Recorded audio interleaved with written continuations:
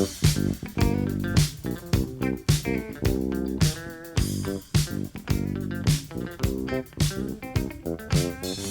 cookies. I love cookies. I love cookies. I love cookies. Welcome to Cookies, the world's most influential basketball podcast. The heat spell has broken here in New York. It's a beautiful day. Andrew Kuo, despite the unthinkable results of the NBA Finals, how are you feeling? Oh, I'm feeling incredible. Wait, the NBA Finals are over? Aren't they still going? It's only June 24th. Wait, do they happen already? Where are we? So, all Brunson has to do is reach down and get that dog in order to beat the Pacers. I don't know, man. It feels like this season has gone on fucking forever. I think if Embiid can get his right leg off of crutches, off of having a little wheel on the bottom of it, I think the Sixers can make a run this season. I think all the Knicks have to do is get the fourth Villanova guy, and they can probably beat the Celtics in the finals. Does Joel Embiid have that rescue dog in him? Anyway, I mean, that season went on long, man. I felt like we were talking about the finals for like 2.5 pods.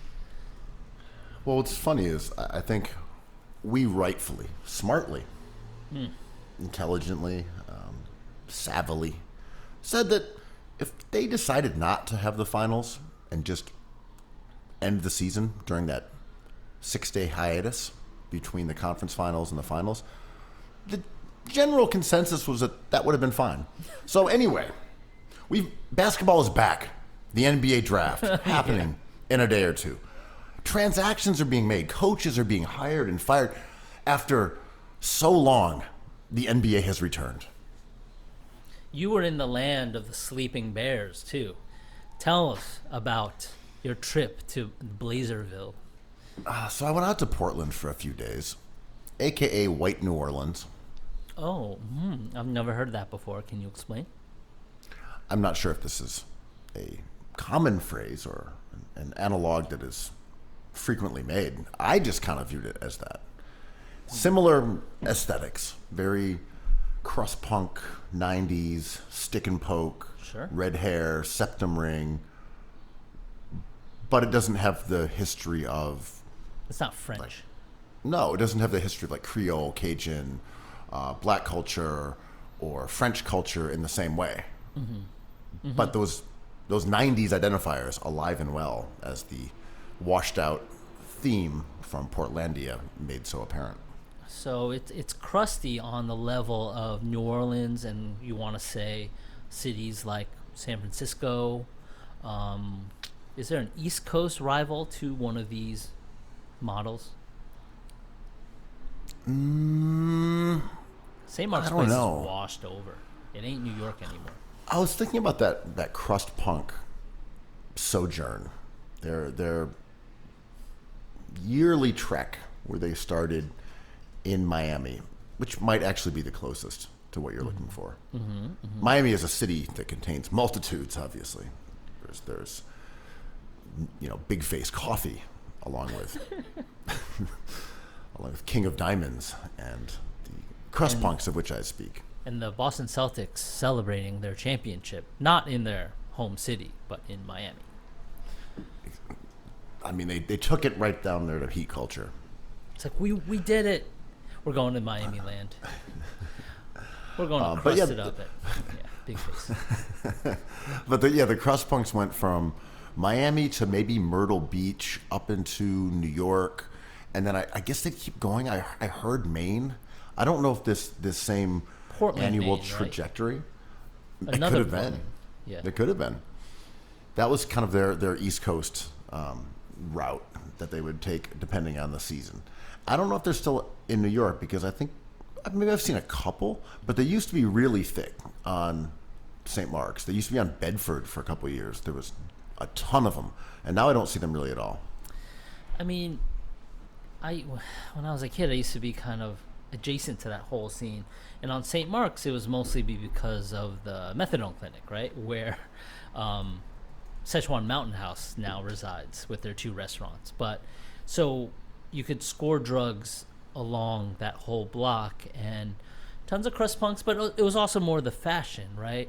Like, it was post Gilman, San Francisco, or Berkeley, and you had bands like Rancid on MTV. It was kind of a thing. And when they got rid of the methadone clinic on St. Mark's, and it basically turned into NYU's strip for their campus, it turned into more of like a Japanese Asian money hub where there was izakaya spots and sushi and Taiwanese food. Then the crust punks kind of were left without a New York City home. Then some of them went over to Williamsburg, and they were in the Bedford zone, especially while there was a lot of construction going on, because they would go and hide out in those buildings and sleep there. And a few of them actually, I think, were found dead. Jesus. Just ODing, in those buildings by the water. But those are now all completed in condos, and there's just incredible population density and wealth there. So I think they were flushed out of that region, as far as I can tell. Yeah. Now, maybe they're like hiding out in Bushwick. Maybe there's another spot that's become the Crustpunk, gathering point, the Crustpunk North Star in New York. Or maybe they skip it entirely. Maybe they're going to Jersey City. I'm not familiar enough with the Crustpunk pilgrimage to know. When I think of the crust punks, I think of kids in their 16s, 17s, 18s, and 19s, like pre-20 years old, right? And runaways, basically. At this point, I knew a lot of these runaways in the 90s, or some of them, whatever, a handful of them. They're like 30 years older now. It's like, it's hard to keep anything up for 20 years, and let alone a lifestyle like that, which is like pretty difficult to pull off, I think. Considering health, considering climate, considering other stuff. I think that movement has kind of moved into protest culture. And if you were into the crust punk scene back in the day, I mean, you were too young to have been exposed to it. I think that mentality kind of like flows into the various protests we see now. I think there's some of that. There are also younger adherents to the crust punk style of life. Sure. I think it's, as you said, it's kind of just like modern vagabond.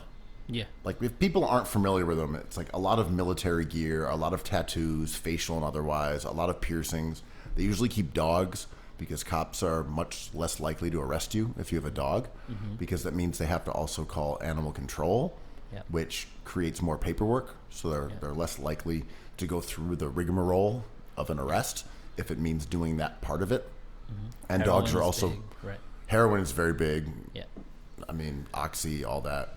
Also, I mean, having a dog sadly makes people more sympathetic.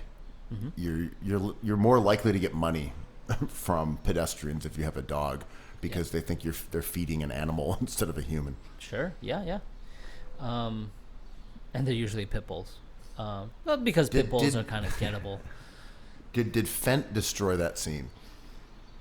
Oof. Fent destroyed a lot of scenes, but I think time destroyed that scene.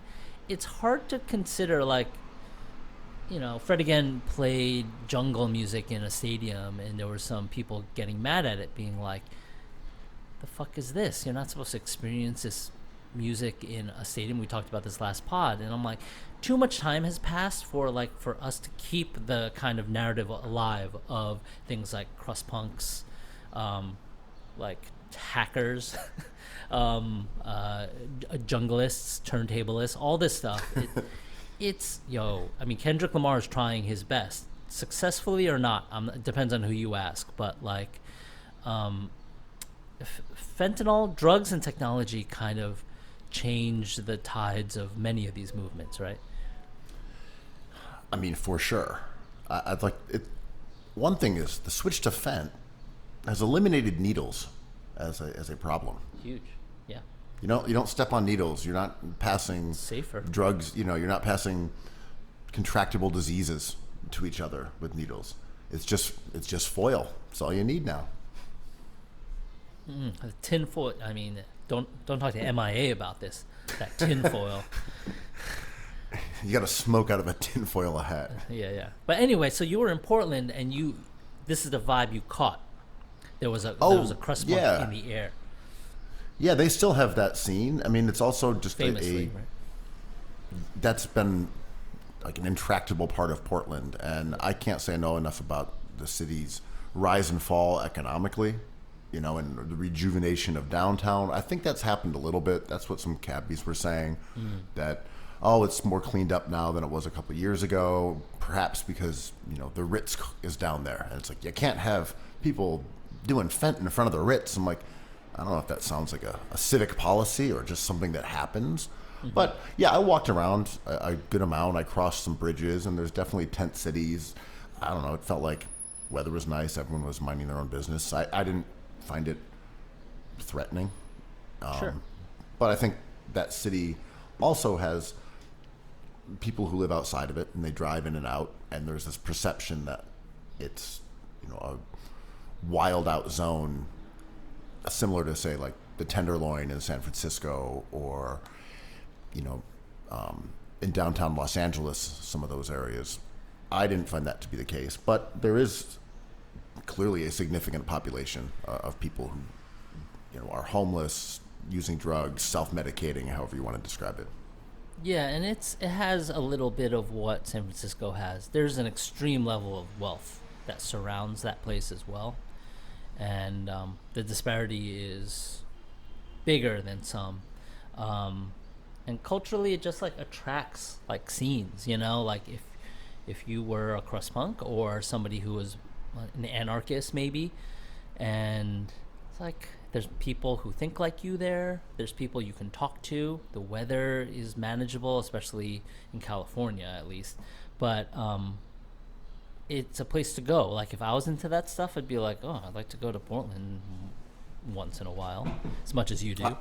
I like it, but I think Portland kind of cracks. It's kind of fun. I wanted to move to Portland, Seattle, that area out of college a little bit. But that's when like the good punk rock was happening. And it's all kind of an origin story of what's happening now, because there was all these record labels, Nirvana, Sub Pop, K Records, International Pop Underground.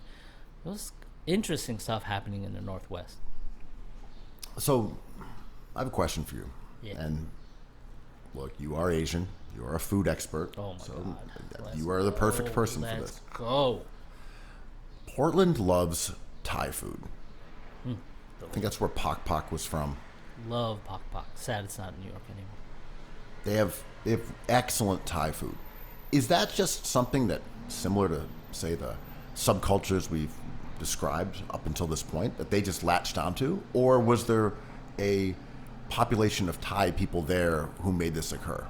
I'm sure it's both, right? Like, I don't know the demographic. I've heard about this too. I've heard like they're like just crushing it on the Thai food front, and it's a lot of like fusion. I went to a place called Eam, that's Thai barbecue. I thought it was fantastic, but yeah, Thai food, they're just crushing it there. Yeah, and it's kind of like anything, basketball, art, whatever. It just takes a few people, right? Like Andy Ricker's an amazing chef. I love his food. Pak Pak chicken wings, Pak Pak noodle, and then the sit-down Pak Pak in Brooklyn. Just phenomenal restaurants. And, you track 2 or 3, I don't know the scene specifically in Portland, but you track just a handful of people, and then it just becomes a thing, right? It's a Thai kind of, yeah, sure.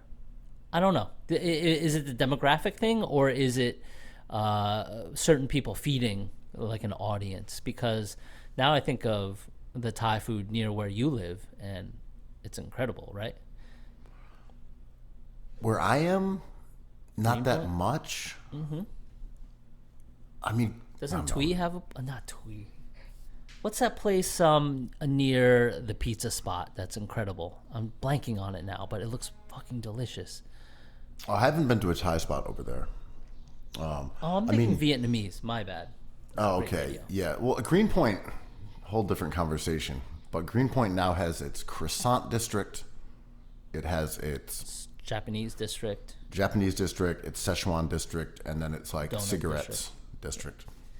It is where Williamsburg kind of flowed into, right? Like when Williamsburg became uninhabitable by people who like this kind of stuff, it just kind of gravitated towards Greenpoint.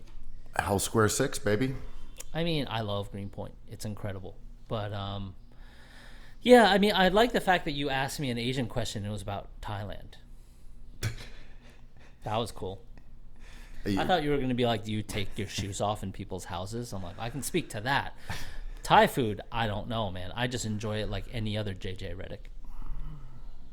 I mean, I think you enjoy it on a deeper level than I can. I love to. Every time we set up a group hang for dinner, I'm always like, does anyone want to get Thai food? And Pablo's the only one who's like, I'm game, and you pale faces are just like, Italian. Well, you just connect with it for some reason more than I can. I don't know why. I like the crazy ingredients and crazy flavors, man. No, I've been on a little Thai kick lately. Although I do find it challenging to cook because it requires a lot of different ingredients. It's hard to cook for one or two, unless you have it going, right? Unless you have like pickled doodads everywhere. Yeah, I mean, if you're just rolling with Thai and got lemongrass at your disposal, you can just marshal lemongrass. You're good to go. Like, if I tried to make a garbage plate, we've been through this, it would cost me like $30. But you have everything already. You got the white hot, you got the fries ready to go out of the fry later. You have the gravy on deck. Yeah, I mean, if you've got like kaffir lime leaves, just I like right there, kaffir, you just reach out. Yeah, I know people are going to say I'm being mean, but it's kaffir lime leaves, right? You can do fine. When I say Brunson, you can correct me.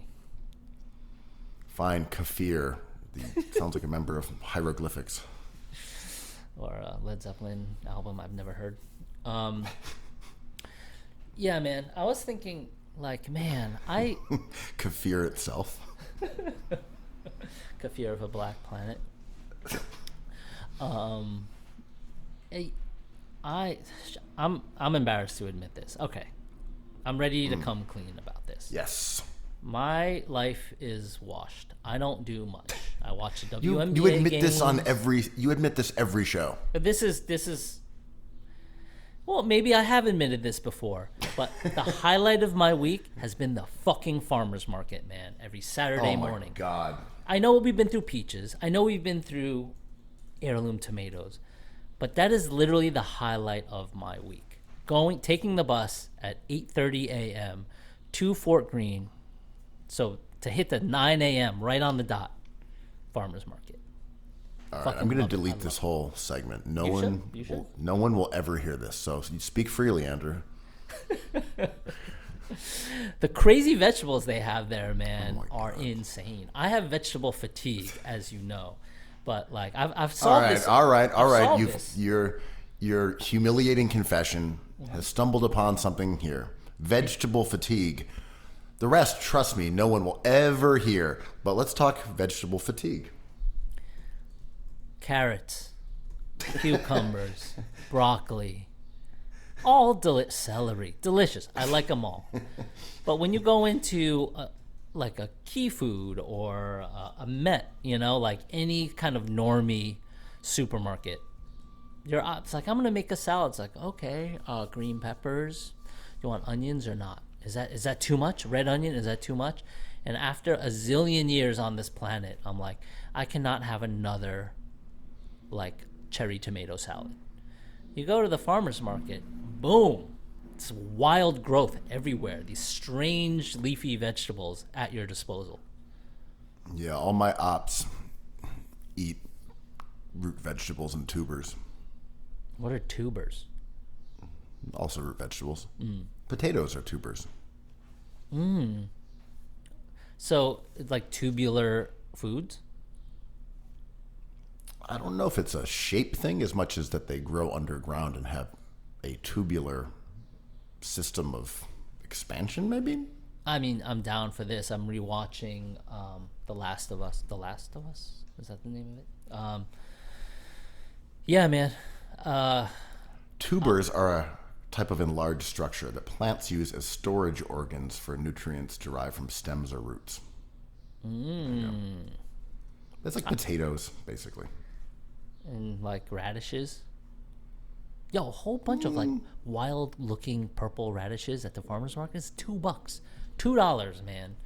Everything else is expensive. So I bring this up because there's stuff that's happening in the farmer's market, kind of adjacent to your topic of Crustpunks, because the people who show up there, like my favorite stands, are like kind of big, and they have like a crew of 15 people, 10 people. You know, they're bringing stuff off the trucks as they sell it, and it's like kind of, I wouldn't say they aren't anarchists, but they're definitely like farmers who have work up, 3 hours upstate, probably near Rochester, not for nothing. And they're like, they look like they politically lean a certain way, like of the crust protest variety, and they're servicing just like assholes like me, just like fucking dickheads who are just like, ew, what is this? It's like, it tastes like celery. It's like, I'll take some blue eggs, please, and I see the disdain in their face sometimes, and they're using like tap technology for payment. It's like there's a real tension there that I feel like is not talked about enough. I like the Rochester Farmers Market because it's one of the few places where all stripes of people are in the same vicinity. And you've got farmers where they're in their MAGA hats. You've got like basically our version of a swap meet where people are selling bootleg purses, things like that. I like that. You've got an indoor area where it's more like shops. Like, okay, we've got cheese, we've got White Hots, and what have you. But these are different, though, because you're kind of talking about the clash of like bougie New Yorkers who want to get watermelon radishes because they look beautiful for their IG salad, and people who are coming down at 5 a.m. to sell them said radishes. Yes. There's a tension there, and Fort Greene is, like, in terms of demographics, like, that is a wealthy neighborhood at this point, right? And I don't know if it's real, but I sense it there. I feel like a dickhead, I'm just like, well, I want to get these heirloom tomatoes, and like, I'll pay $15 for 3 of them if they're like beautiful and big and delicious, or like, I'll drop $20 on apples. Like, that's a lot of money, and I'm just like, this feels a little crazy. But do you beckon the workers close to you and kind of, conspiratorially whisper in their ear, like, guys, I'm going to eat this over the sink.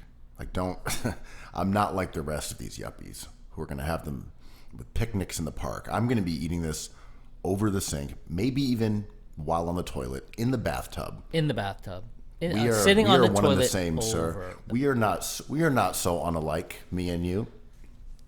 Listen, I'll abide by your shoes on, shoes off policies, whatever, but I'm going to take a shit in that bathroom while eating an apple. You can tell me what to do in the safety of outside your bathroom, but in your bathroom, I'm taking a shit eating that $5 apple. Much like a handyman. Like any worker of this world, I'm taking that shit. Workers of the world, unite. But it's sad. Like it's sad how many people I see like wearing articles of clothing I've made, whether that be like cookie stuff that we've done or Schritz stuff that I've done, or even like old stuff that I didn't even know people still had in rotation. At least once in this farmer's market, I'll see someone wearing like a beat up Stephon Marbury shirt that I silk screened next to my sink that I eat over. And I'm like, is this my fate? Have I grown into this place? Is this the afterlife? Am I dead? And am I just wandering aimlessly through this farmer's market? I mean, the answer to me is pretty obvious. Like, yes, you were dead. Your fate is eternally seeing your glory diminishing wash by wash as in other Kurt people's Thomas wardrobes. Is that my Junkyard Dog t-shirt? Is that a sun-faded Frankie smoke sticker on that person's water bottle? This is all the wasted time in my life coming back to haunt me in halfway hell. It's like the plot to like a Mel Brooks movie. So like a Yoda version of me would pop up selling all like bootleg versions. It's like, grab the merch. I'm like, oh, you know I love merch. God damn. Well, Andrew, I've got something else that you can sink your teeth into. Internet slang. Wow. You got that tea for me? How is your body tea these days? His body tea. Is that the same as aura? Or is more of an attitude. Okay. It could be a look. Right. Body tea is just like your body. Oh, okay. It's Like positive. your physicality, your how vascular are you? Your muscularity. I'm probably Body tea is like wow, like Andrew's got like a level 10 GOT. Jason Tatum has the least amount of aura of any NBA player in history. But his body tea solid. He's solid. He's vascular. He lifts weights. Yeah. Level 8 GOT. I don't know. For someone who enjoys the internet and eating snacks, I think my body T is like a 7. That's pretty good. Your aura is like plus 500. Thank you. Ooh, that was a test and you passed. But like I fast for like 14 hours a day and then I work out once a day, so it's fine. Boredom is my life, so these are the only things that keep me going. Have I eaten this? You heard it here. Quote is not only 6'6", he is ripped now. Why? What's your body T? Probably the same. Like play some hoops. Stay a little bit limber when I can. So it's okay body T. Do you stretch? Not really in the gym too much. A little bit. The one thing I do is I always do I guess it comes out of ballet, which is going to sound much more athletic than it is, but it's like the leg swings. Those are really good for basketball. Yeah.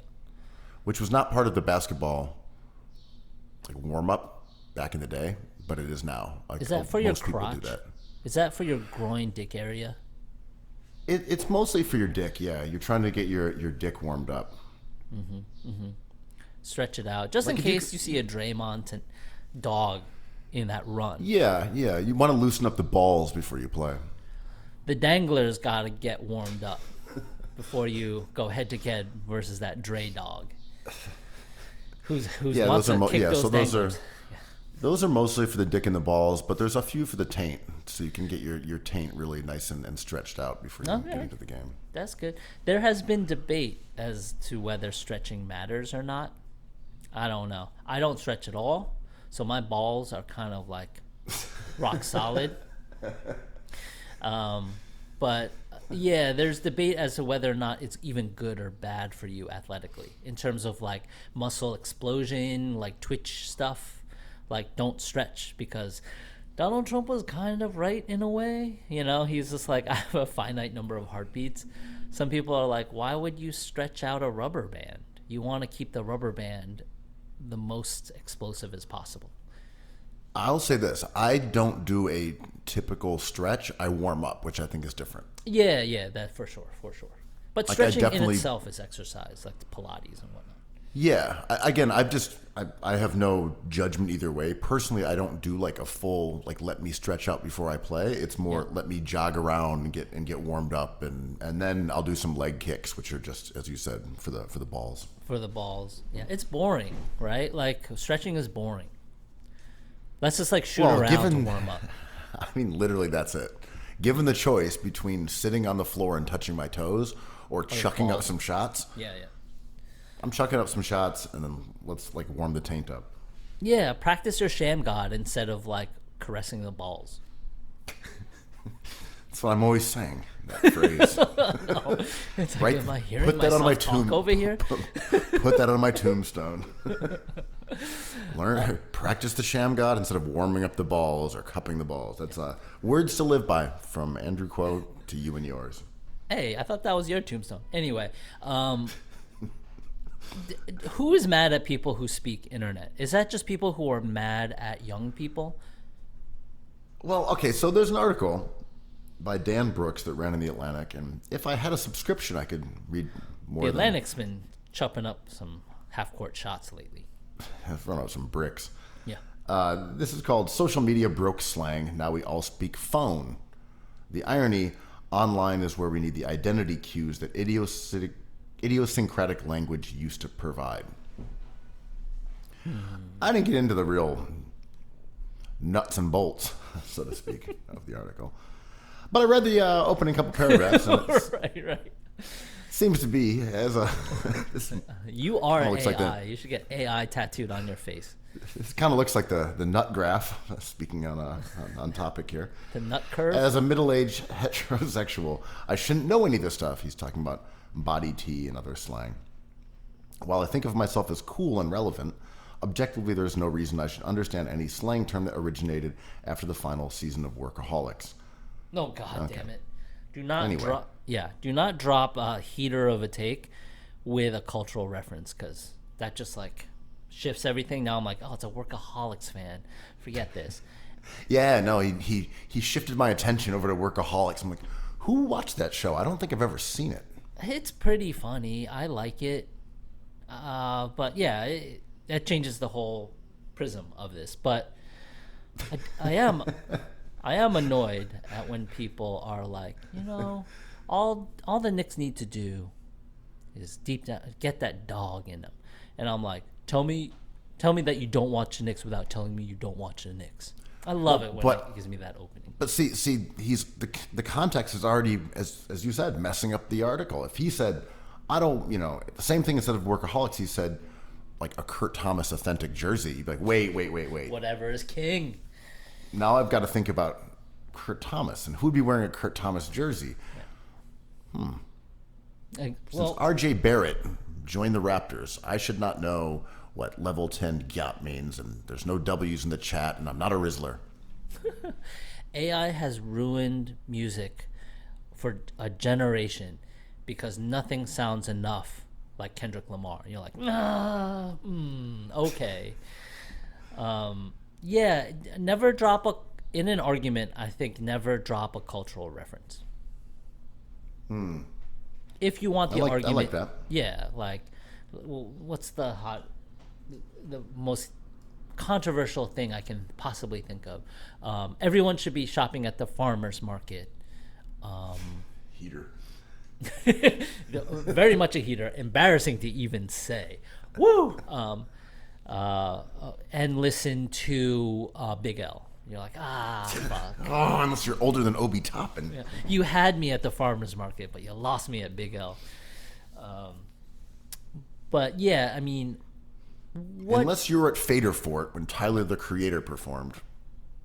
Now I'm thinking about Fader Fort. What about language irks us so much? Because when we argue about huge stuff like racism and classism and war, sometimes we argue about the way someone says something. Right down to, like, I hate it when people say cap.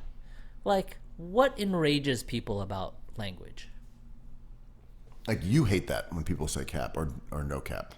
Do I? I don't know. Were you saying that a theoretical person hates the usage of cap? This Atlantic writer probably will go to a bar and say something, an opinion, and someone's like, that's cap, and get angry and go home and write this article, right? Like, on God? Like, I think people were mad at JJ Redick for talking internet during the finals. Oh, when he used the phrase that we invented? Ethical basketball? Yeah. God damn it. But what is it with language? Is it because it's a shortcut that assumes too much? Age, context, meaning, shade, not to use an internet term, but like, I remember when people were mad at rap words and like rapisms, ebonics, shout out to Big L. That enraged people too before the internet. Totally. I mean, part of it is cultural identifiers, and what I presume from the lead of this article, he's talking about that when middle-aged people understand slang and use it, it's removing the tells. When someone would speak a certain way, that was a kid. Oh, they're saying radical. They're saying 90s slang. Oh, they're using Southern slang, so we know who this is. This presumably is his objection, that there is a great running together of language. But I would also say that that's kind of how it is. I would also say it's not true. I don't think that most middle-aged people know what slang is. It's that middle-aged people who are interested in it are going to pick it up.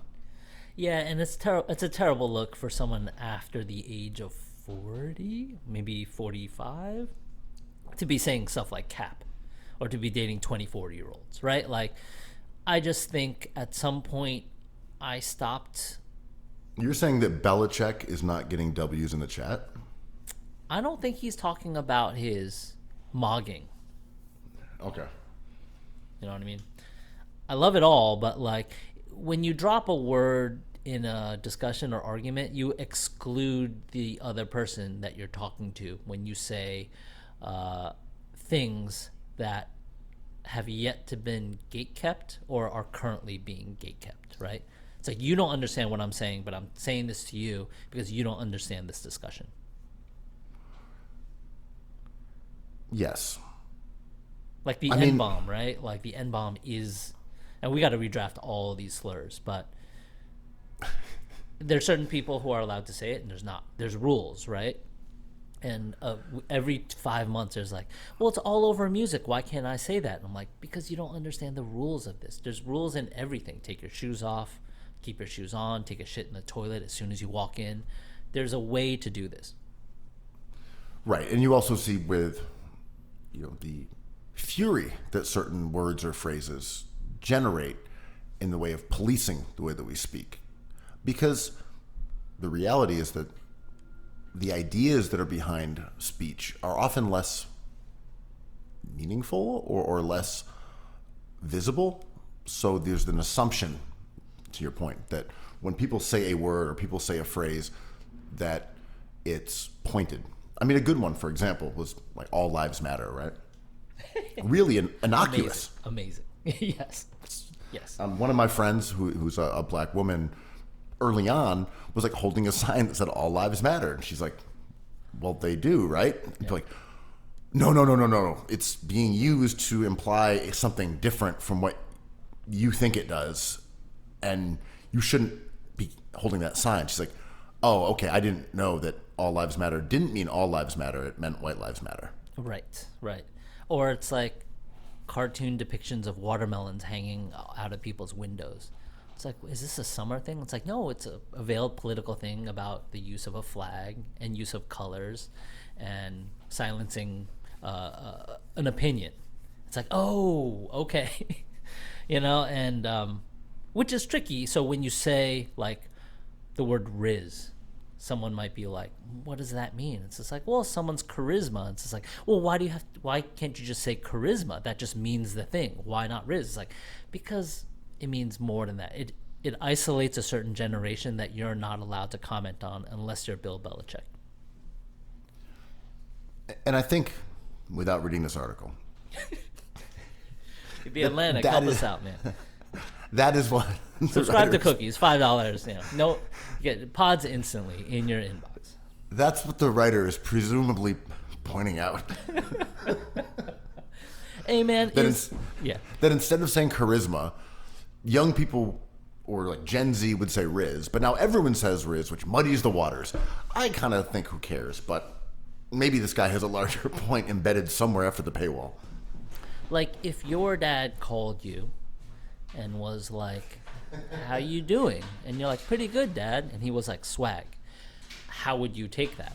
You'd be like, is it embarrassing? Is it inclusive? Is it 25 years too late? Is it right on time to cycle back? Is it something a father should say? The weird thing is, this is sitcom fodder going back generations. Mm-hmm. Like, All in the Family, right? Yeah, I mean, the wannabe hip dad. Mm-hmm. Like, oh, he's making dad jokes, but he's there wearing sunglasses. Mr. Belvedere. Yeah. Uh-oh, looks like dad's got his hat on sideways. He's cringe. Dad's hanging out with that famous rapper, LL Cool J. Dad's capping. Dad's trying to rizz up this whole roller skating rink. Dad's on a muling streak. Dad's coaching the New England Patriots to another championship. So yeah, that kind of stuff. That might be in the article. I don't know. Yeah. So you've been hinting, beating around the bush, as if you were warming up for a basketball game, about Kendrick Lamar. And I believe that you are trying to segue us into a discussion of his big LA show. The unification of the West Coast under the banner of Kendrick. The pop out. And also the banner of fuck Drake. Sort of. Yeah. I saw a lot of the footage. I did not watch it in its entirety. Yeah. Looked like there were a lot of people there. The reaction looked excellent. The Westbrook. response, Westbrook, Yeah. DeMar, DeRozan. LeBron in the crowd. The response from the internet was a rave review. Yeah, I mean, it was incredible, right? Like, visually, seeing all those people, all those kind of like superheroes assemble like a Marvel movie, incredible. To get those people together on stage with that lighting, with that kind of aura, vibe, all dancing together. The history of blood crip stuff in LA as a fuck you to a rapper in Toronto, which is weird.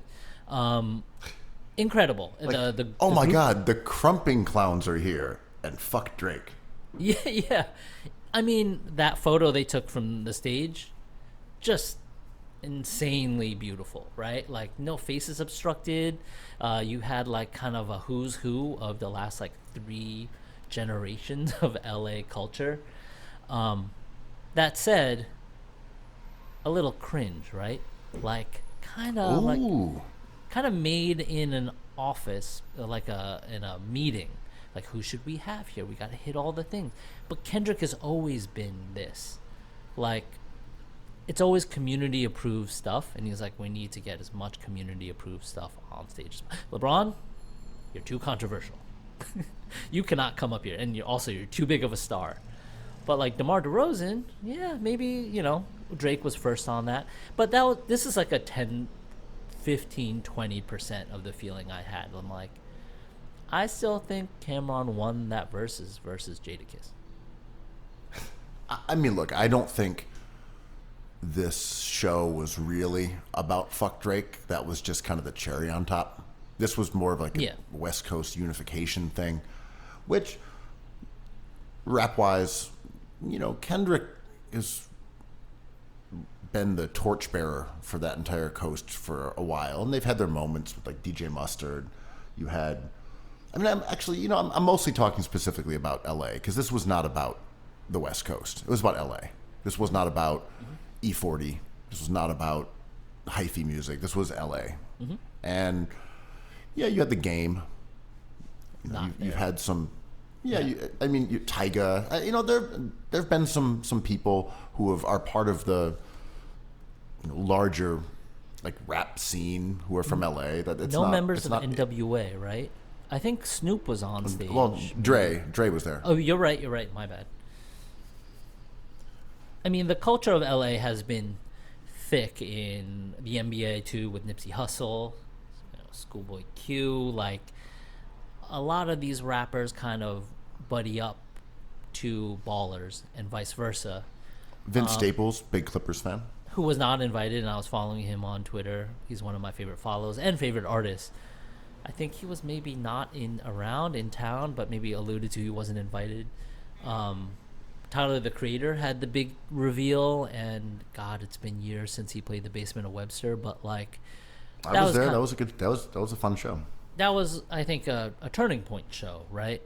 And like, LA rappers can do this in the way New York rappers can't. Like, there was immediate speculation as to how New York would pull this off. I'm like, we can't, because New York moves a little too fast, and there's a little too much scrutiny. The culture here in New York doesn't really breed this kind of giving artists their flowers, because we had, like, what would this look like? Jay-Z and Alicia Keys, Jadakiss at the Verses, like, Well, I was going Fat to say, Joe. It doesn't work. New York sort of tried to do this, and they have, whether it's in versions like Summer Jam, but also in that 50 years of hip hop, there were a whole bunch of shows like this. I mean, they did it. Remember, like, okay, here's all these rappers from New York, and like it doesn't work in the same way because also New York isn't forgotten in that same way. It's a mythology that's constantly. I'm saying we do our own self-mythologizing here, where somehow, like, as you were saying, like Fat Joe and Jadakiss and Cameron have just become like the embodiment of years of New York City rap, whether it's even true or not. Yeah, Like, that's for who sure. we've got now. For sure.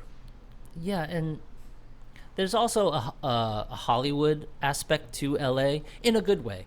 The spectacle is kind of second nature there. To create a kind of performance is, I think, easier done in a city like that. New York, like, we're dragged down by the idea of like real culture. Like the Wu-Tang Clan, how do you get members of the Wu-Tang Clan up there without chaos?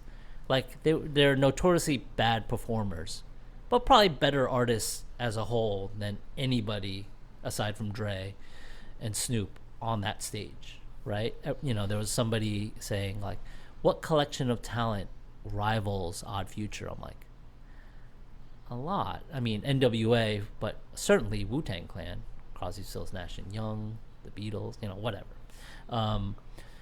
But I don't know how a city like New York pulls it off because we're a bunch of haters, and that's why it's great. I think if you made it this retrospective idea, it's sort of doomed.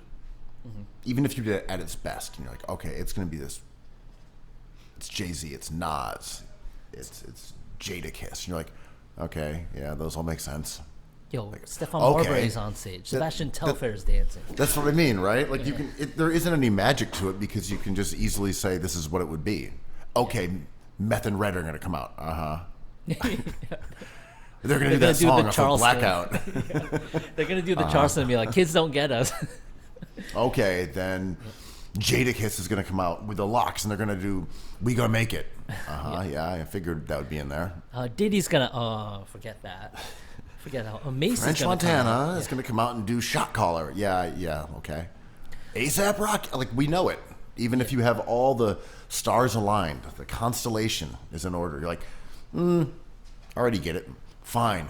With a live band, I'm like, I'm not going. No, forget it. Live drums, you can cancel my ticket.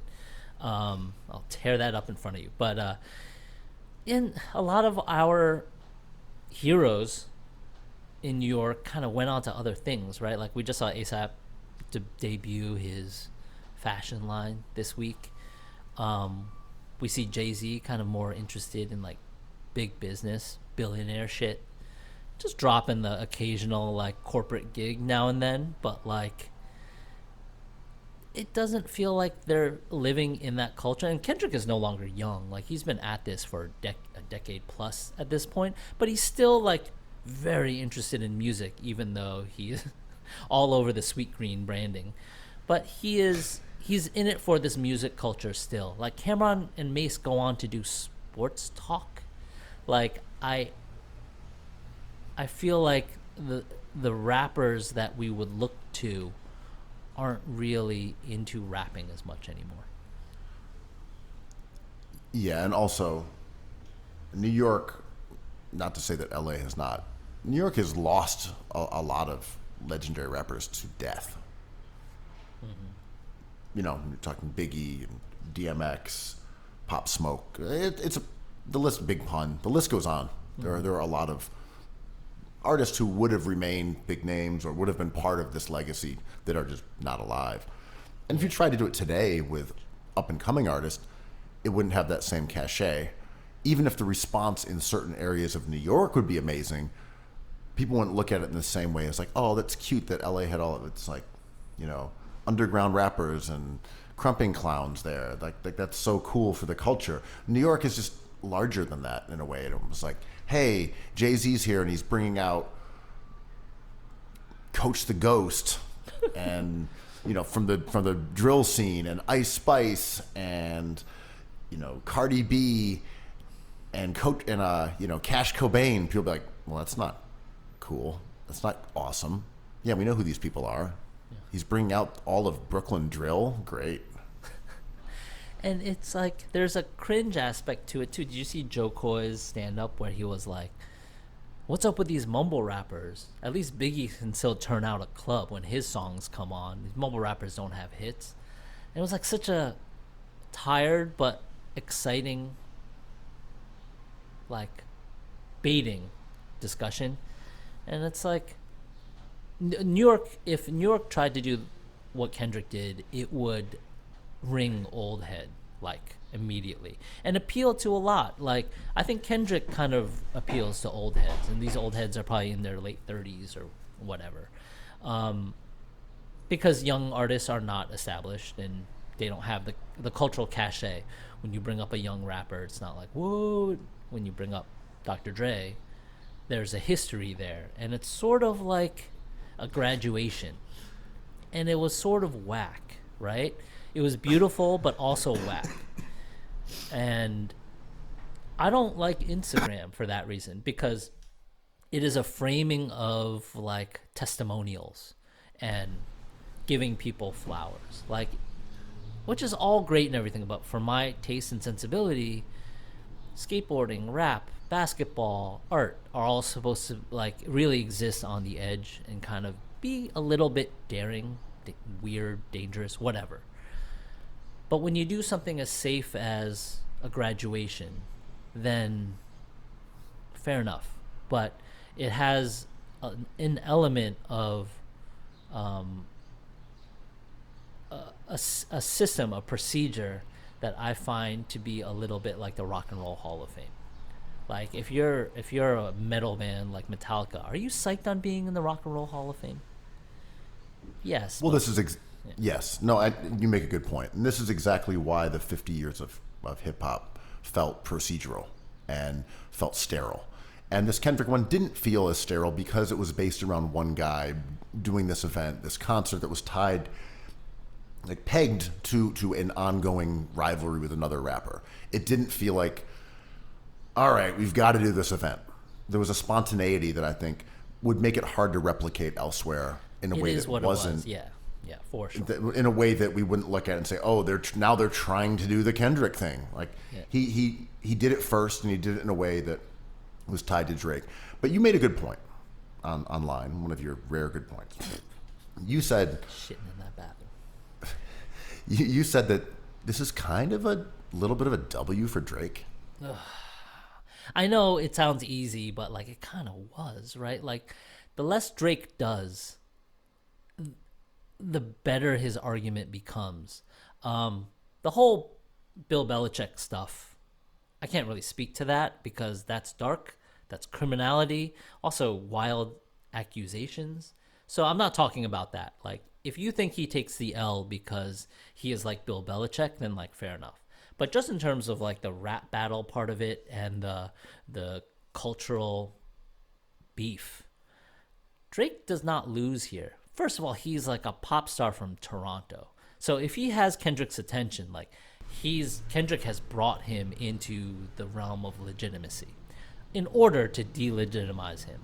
But he still has brought him in.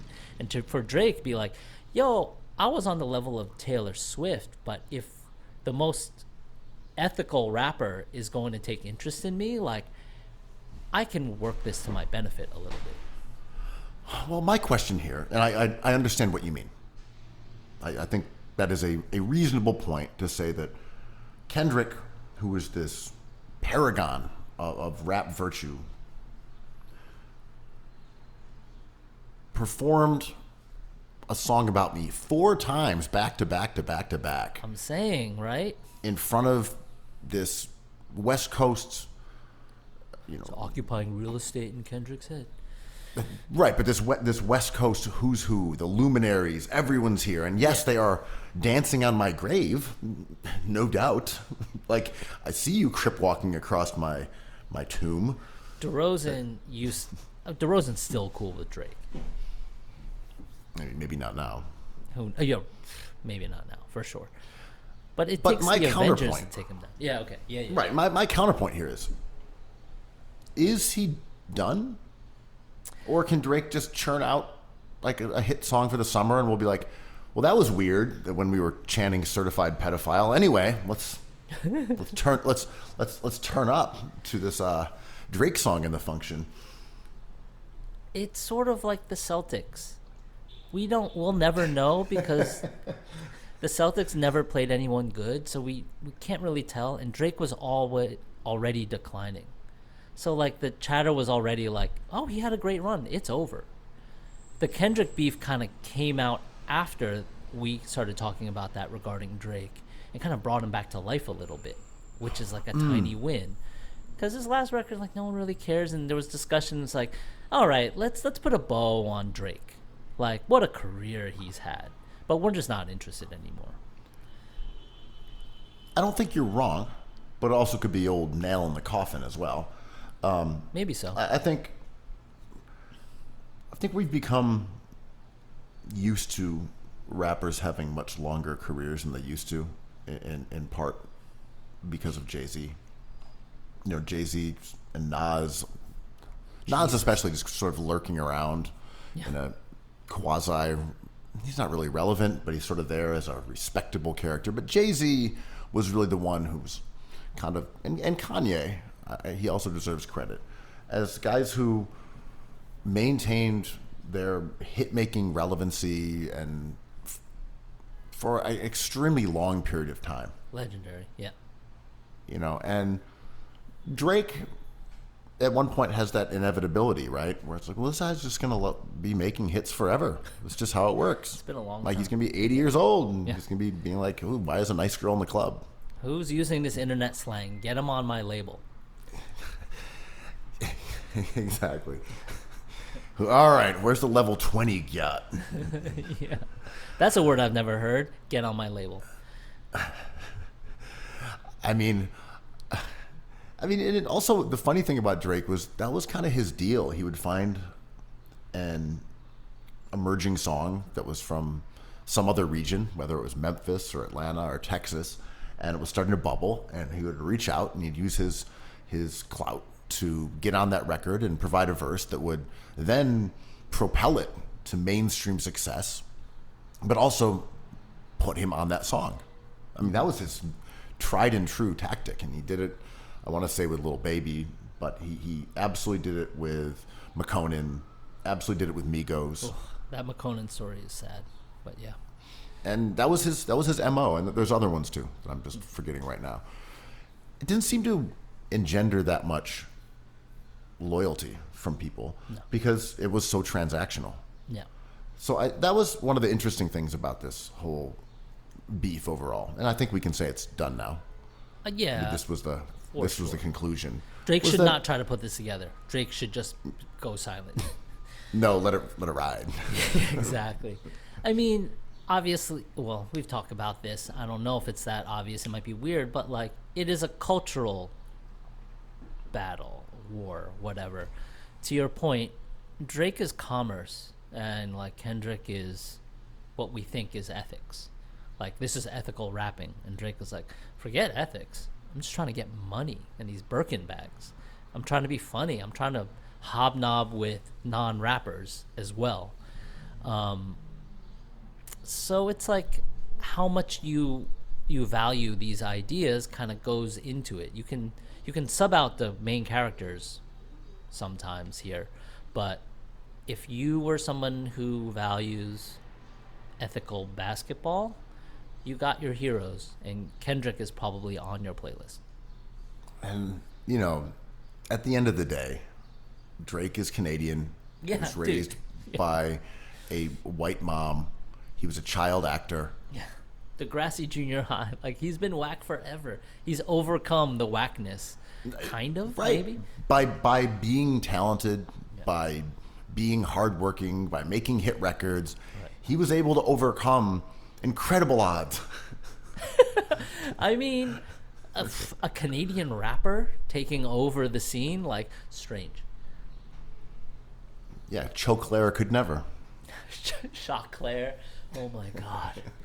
I got those 12-inch records. Yeah, I mean, I don't. Tryhards are fine. I'm probably a tryhard. I like tryhards. Kobe Bryant is a top 30 basketball player. Kendrick Lamar is undeniably great. But it's not as fun as someone who sits in like a lawn chair, just like laughing as New York goes crazy for Jadakiss and proceeds to entertain us years later. Bringing us to the NBA Finals. Speaking of not being entertained, in terms of the worst finals that you can remember, in terms of an asterisk being placed on a champion without it being in a shortened season, I mean, maybe that doesn't even get one. Are there any asterisk finals? And if not, is this the one? The bubble, obviously. 99. It has one, but it shouldn't, obviously. I know. The asterisk should say most difficult championship ever won. When we thought the world was going to end and we lost our damn minds, they played the NBA playoffs in a hamburger bubble. Literally a burger bub. Yeah. 99 Spurs, shortened season. Beat. I mean, that was, no one really called that out except for Phil. Mm-hmm. Oh, I don't remember people caring about it that much, but Phil Jackson went out and was like, doesn't count. I kind of agree with him. And the Knicks being an 8 seed in the finals, like, this ain't real. However much I love that team, that wasn't real. Like, the Spurs are just going to walk all over the Knicks here. And that's one of Duncan's championships that doesn't get an asterisk. Any shortened season gets an asterisk. This Celtics championship, it's kind of no fault of theirs. Kind of produces nothing interesting for us. They did their job, obviously, but probably one of the weakest, maybe if not the weakest champion we've seen this century. We just don't know. They didn't play anyone good. I thought of when they won the championship and I saw my Twitter feed explode with leprechauns and I saw the parade with millions of leprechauns doing weird stuff. I thought of the Bored Apes. I'm like, when the Bored Apes dropped, I was like, this is legit. There's real money here. There's an army of Bored Apes. Do not talk ill of the Bored Apes because you will get attacked. There is a legitimate industry where people are making real money supporting these Bored Apes and talking about the culture of this thing that they created that you're not allowed in because you're just a hater. Fair enough. You can have the Bored Apes and you can have the Boston Celtics. Okay, I'm into that. You know what I mean, Celtics though? fans I get it. You're saying, you're looking at this and saying, okay, you have multitudes. Yeah. You have believers. You've got these odd shamrock cartoons that are apparently digital currency. And you are Legion. You have But an you're army. really fringe. The haters cannot say anything because people are making millions off of these NFTs. And certain people are trying to buy in, like Justin Bieber, whoever. And even though the aura and Riz is debatable, I don't know if I'm using the right words there, the swag is debatable. On God. Yeah. It is a thing that, like, if I said the Bored Apes are not for me, I don't really respect it. A Bored Ape fan would be like, you're stupid for this, and this reason because this has existed for this long. I have this many supporters and comrades here, and we have made money, and we are the winners. I'm like, fair enough. You can have your LCD sound system party on the pier. That's cool. And we have to respect it because you're making more money than I am selling these NFTs. But you're still down for the Bored Apes. I like where you're going with that. Out of the last, let's say, 30 years, there have only been one finals. It takes 30 years to go back to a finals that did not have an MVP. I believe I said this last show. And that was the Pistons winning in, 1990. Like really, really long time ago. Since then, every single finals has included at least one MVP, often many, or at least several, up until now. It's not to say that one of these players on the Celtics or Mavs won't someday win an MVP. It's conceivable, but they have not to this point. So it didn't have those sort of narrative angles. So we're just left with, is this the best basketball we have? We don't have storylines about Luka. He's too young. We don't have storylines about Tatum or Brown because they aren't on that same level as the league's absolute superstars. They're two good players.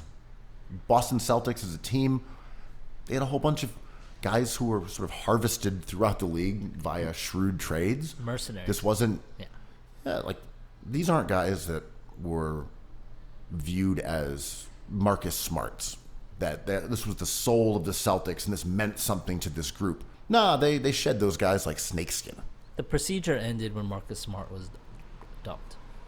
Yeah, and those guys were gone. It's like, okay, here's Holiday, who you may know from winning a title with the Bucks recently. Here's Porzingis, who was on the Wizards and the Mavs recently, and the Knicks.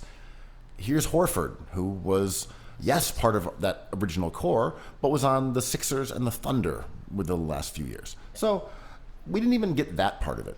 My main thing is, Celtics did nothing wrong. They built a great team. They beat the teams who were in front of them. And that's all you can ask.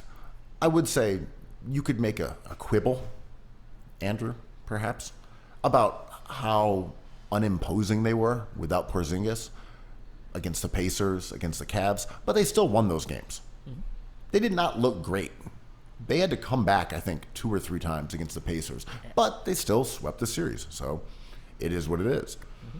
But that said, when you go through a whole playoff run and you miss virtually every single superstar in the league, you play none of them, you play no one healthy, and then you beat a 5 seed in the finals, people aren't going to sit here and say, well, that was as good as blank. Right.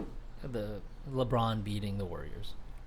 I mean, even if you go back last year and you look at Denver's run, the Heat were a marginal play-in team, right?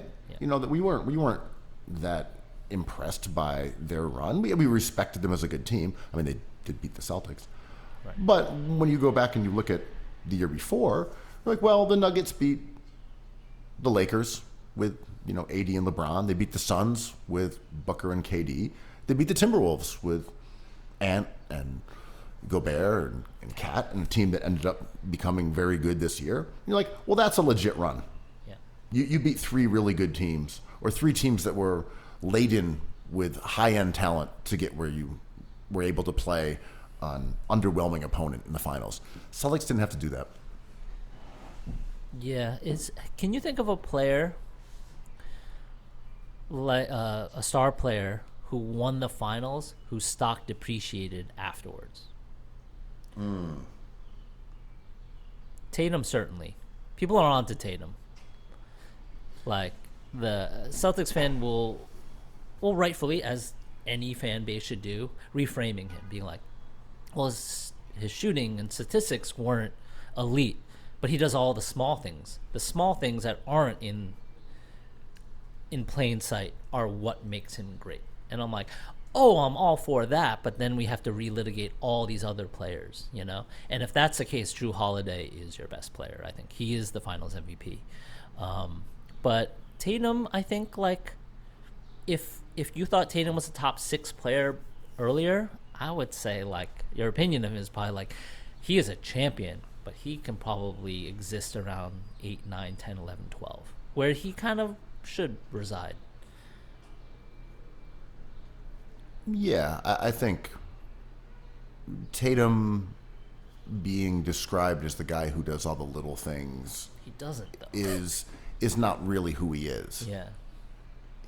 I'm not saying he didn't have some excellent, facilitation games. Right. He moved the ball. He's a willing passer. Yeah. Hit a nice strip on Kyrie late in the game where he tapped the ball away. That was a big play. Yeah. Like he did some of that stuff. I'm not for sure. diminishing that at all. But in terms of Jason Tatum as a guy who we're celebrating for passing and defense, that's not who he is. Yeah. He's an okay defender who doesn't pass a lot. He's a better defender than Luka, but he's not. Oh, true. But I think not you a could good argue defender. he's their fifth or sixth best defender out of their main six guys. Yeah, I think he's not a turnstile, but he kind of is. It's not his job to stop the ball, Well, I mean, he couldn't guard Luka at all. Right, that's what I'm saying. Like, for every Luka sizzle reel of him getting blown by, like, Tatum was just, like, complaining as Luka was going by him. I don't know.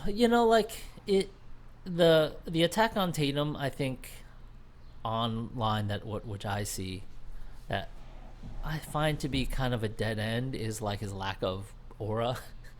His winning celebrations were all kind of aggregated from other celebrations. He did the KD, he did the Steph, he did the Kobe, and obviously NBA Twitter is onto it immediately, and they're like, this dude is just kind of, I want to call him like the AI athlete, because on the court and off the court, he just kind of aggregates things that work. And you get the sum of all these parts, and it's really hard to talk about because he seems to be manufacturing his persona and his game in a way that isn't necessarily personal. I think that's pretty accurate. Looking at his game, he had this sort of Kobe orthodoxy that he came in with that's very studied. They used to be text buddies. But he would jab They step. still are. Exactly. Jab step, shoot mid-range jumpers, contested shots. Like, I want to be like Kobe. And then that became sort of a sore spot where it diminished from his game. So he was modeled on other players. Like, no, you have to learn to make the pass to the guy on the baseline. You have to learn to do these things. You have to take a higher volume of threes and less mid-range. We need to teach you these things. So I think he did learn that stuff. And, he worked with Drew Hanlon and became this sort of mechanical player. He kind of shook those Hanlon habits. I agree. I think he did. They He developed deprogrammed the himself a software little bit. Yeah. out of that. Yeah, there was the Kobe, Drew Hanlon, this super mechanical footwork stuff. Get to your and he kind of spots. got away with that. Right. Yeah, and they taught him like, oh, okay, if it's a spread court and there's 5 guys all along the perimeter and you drive and the help comes, you know where to kick the ball now. And he got better at doing that. I've never seen him as a natural facilitator, but in a spaced floor, when he can beat someone off the dribble, you can use him as an offensive hub. That doesn't mean you can do it against great defenses. It doesn't mean you can do it all the time. And, the Celtics had some issues in the fourth quarter. It doesn't mean that he's going to score at the rim in those situations, but he got better at doing those things. But this is a guy who went to Duke and plays for the Celtics. And I think when you talk about his personality, it's like, hey, I'm a dad. Hey, I'm a winner. I'm a Kobe guy. And you're like, these aren't necessarily the ant level of Riz. No. These are very socially acceptable things that one would latch onto if they're just sort of a nice jock. I agree, and I've yet to see a convincing argument for the Celtics. Obviously, they won the championship, but someone's like, oh, they had the I'm plan. not sure if the Celtics are the champions. Well, like, if the Knicks won the championship and someone was like, they are maybe the weakest champion of this century, I'd be like, maybe so. I still got it, but I can't really fuck with that, right? Like, because Brunson shouldn't be winning championships solo here. Things had to go his way for him to hypothetically get there. But it's hard to find where the Celtics' identity with this is, other than like, we have the most championships in history. This is a storied franchise, because it is not a progression of a plan. It's like, everyone doubted us and look at us now. It's like, no, you gave up that model, traded Marcus Smart, and got Drew Holiday and Kristaps Porzingis. That is a seismic shift away from it, and a wonderful one. And I think the Knicks should do that. The Sixers should do it. You have to be a little heartless to be great, I think, in the NBA. But, you don't want to win a championship and say, like, we won by being mercenaries. Or you don't want to win a championship and say, like, we have one of the greatest players of this generation. Like, there's nothing to really grasp. It's like, Drew Holiday is kind of your best player. He proved to be your best player. Kristaps Porzingis, when healthy, is your best player. But he's never healthy. But he was healthy enough. Those are not fun things to talk about. Missoula, very fun. Yeah, I think that's their championship is a testament to, as you said, very cold, heartless optimization of talent and cap space. Yeah. They've been heartless for a long time, and I'm not saying heartless whether it's good or bad. I'm just it's a descriptor. Loyalty is not their priority. No, the same way that they eat dirt, get out of here, or when they traded Pierce and Garnett to the Nets, that helped build this team into what it is today. Those draft picks, trading Marcus Smart after kind of making it clear that he was the heart and soul of the team, firing Ime Udoka for whatever reason, kicking him to the curb. They have made it clear that they'll do whatever it takes to win, and sentimentality be damned. And I don't think they're wrong in that. Like, this is what we're doing, right? I just don't think you can expect players to be unreciprocal, if that makes sense. Mm-hmm. Right? If we're really saying, hey, none of this matters as long as we get a win, then players can't be approaching this situation any differently. I agree. Yeah. And, I think all good teams should subscribe to this a little bit. Like, just thinking about my team, like, they got good when they were like, all right, forget these guys who have been in the front office for like 20 years, like Mills. Like, let's just try to win these games. Like, out of here. Let's get good players. And that's what the Celtics did. But that's no fun to talk about when you want to be Kendrick Lamar and you want to be like, I've done this ethically. Sure, it's all ethical, to your point. We're not judging heartlessness. But the genius of this year's Celtics was breaking away for the things that the fans are trying to build up now.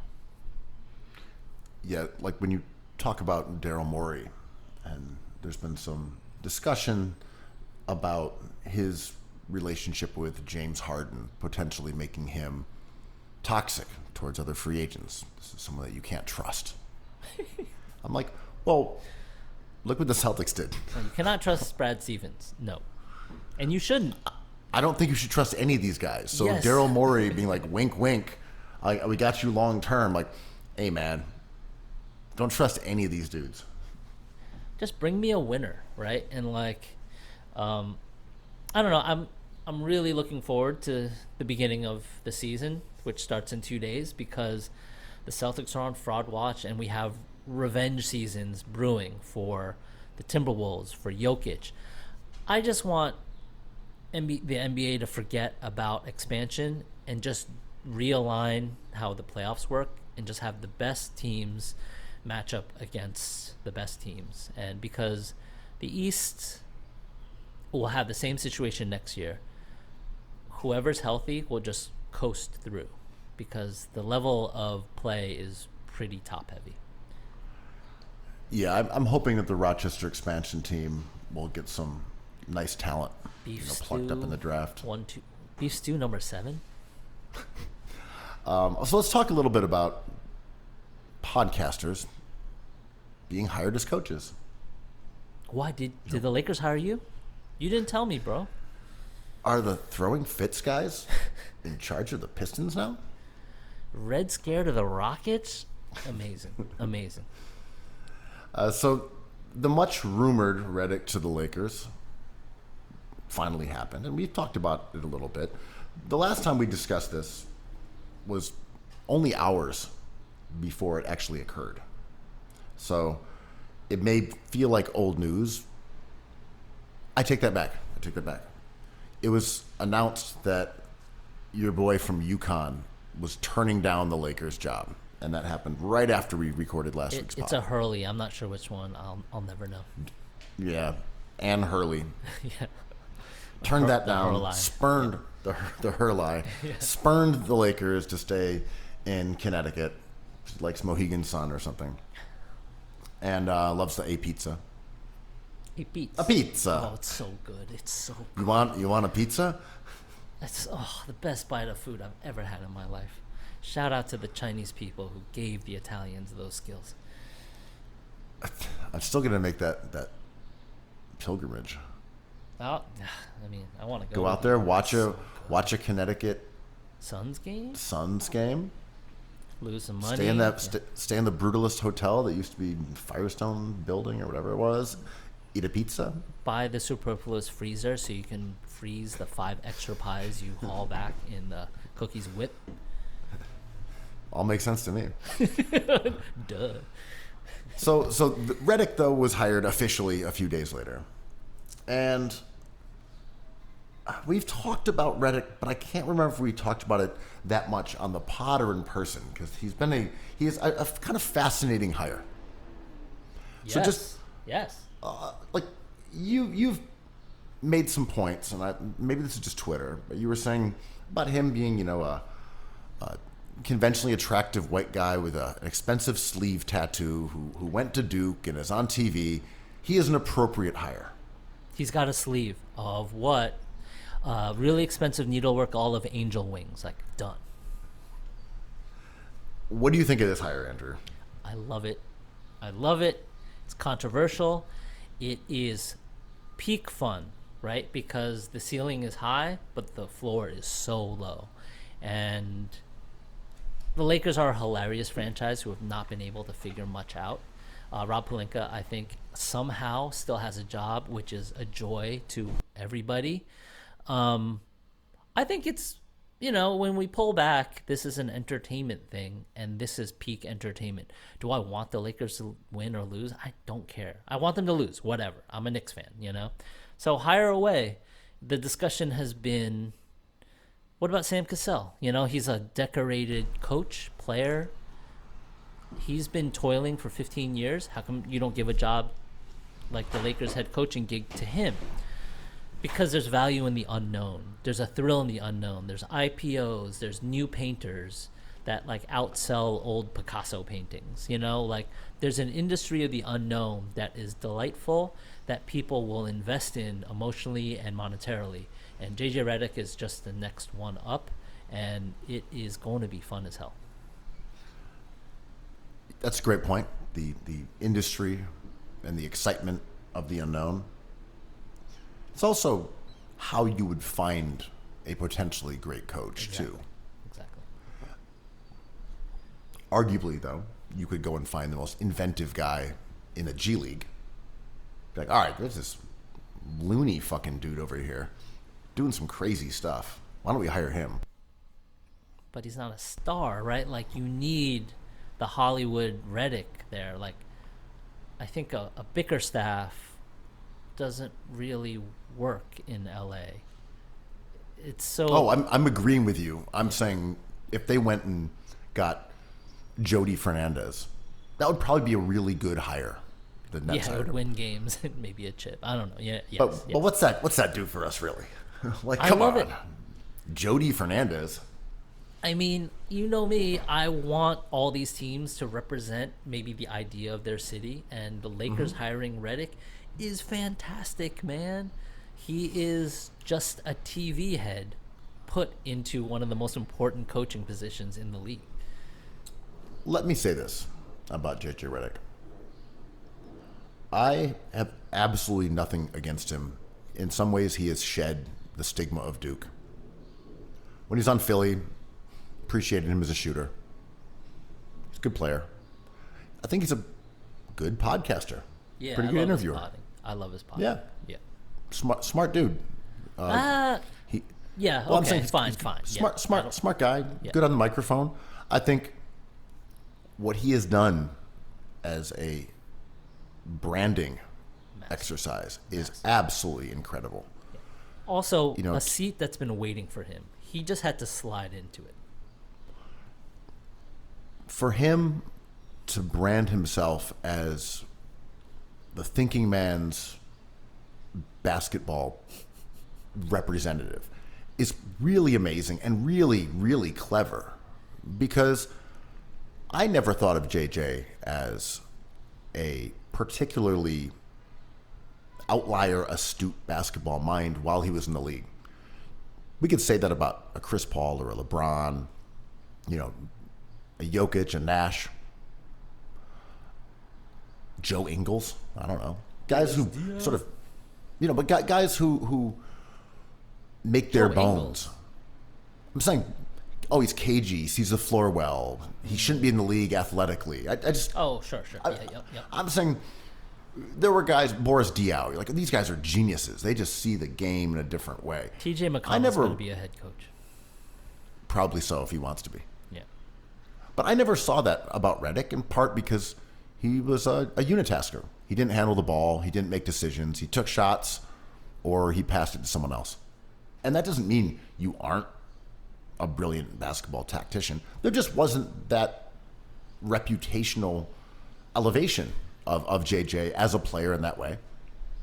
So this has really come post-career. And it's because he's a talking head. And this goes back to that rant that happened like a year ago. Against where Stephen A. he said- Smith? That was part of it. He had the rants where he was, but the main one was that he said, no one cares about the real smart stuff. Everyone just wants to argue and you know, bounce hot takes back and forth. I put up this video breaking down how Zion is acting as a point guard in New Orleans, and it got 2 hits. And it's like, I put up a video saying that Stephen A. Smith is a jackass or whatever it was, and that got 4 million. What are we doing as fans and media? And then we get this podcast with him and LeBron, and he's kind of just doing the stuff that like Nikias and Nate Duncan are doing.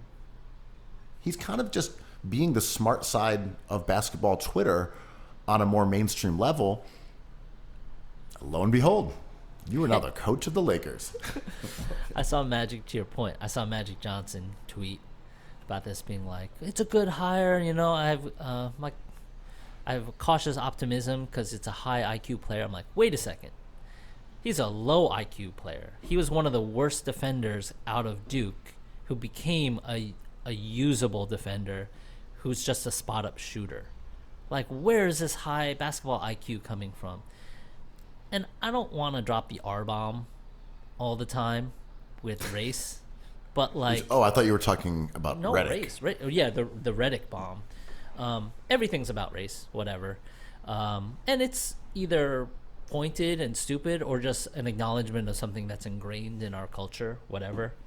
Our differences kind of take on different lives. But to call him smart is complicated because, like I always say, like, I see Jamal Crawford talking on TV, and there's moments where I'm like, oh, damn, keep talking. And then he's reduced to kind of like, that was a huge dunk, I'm with you. You know, like, he turns into like the color analyst.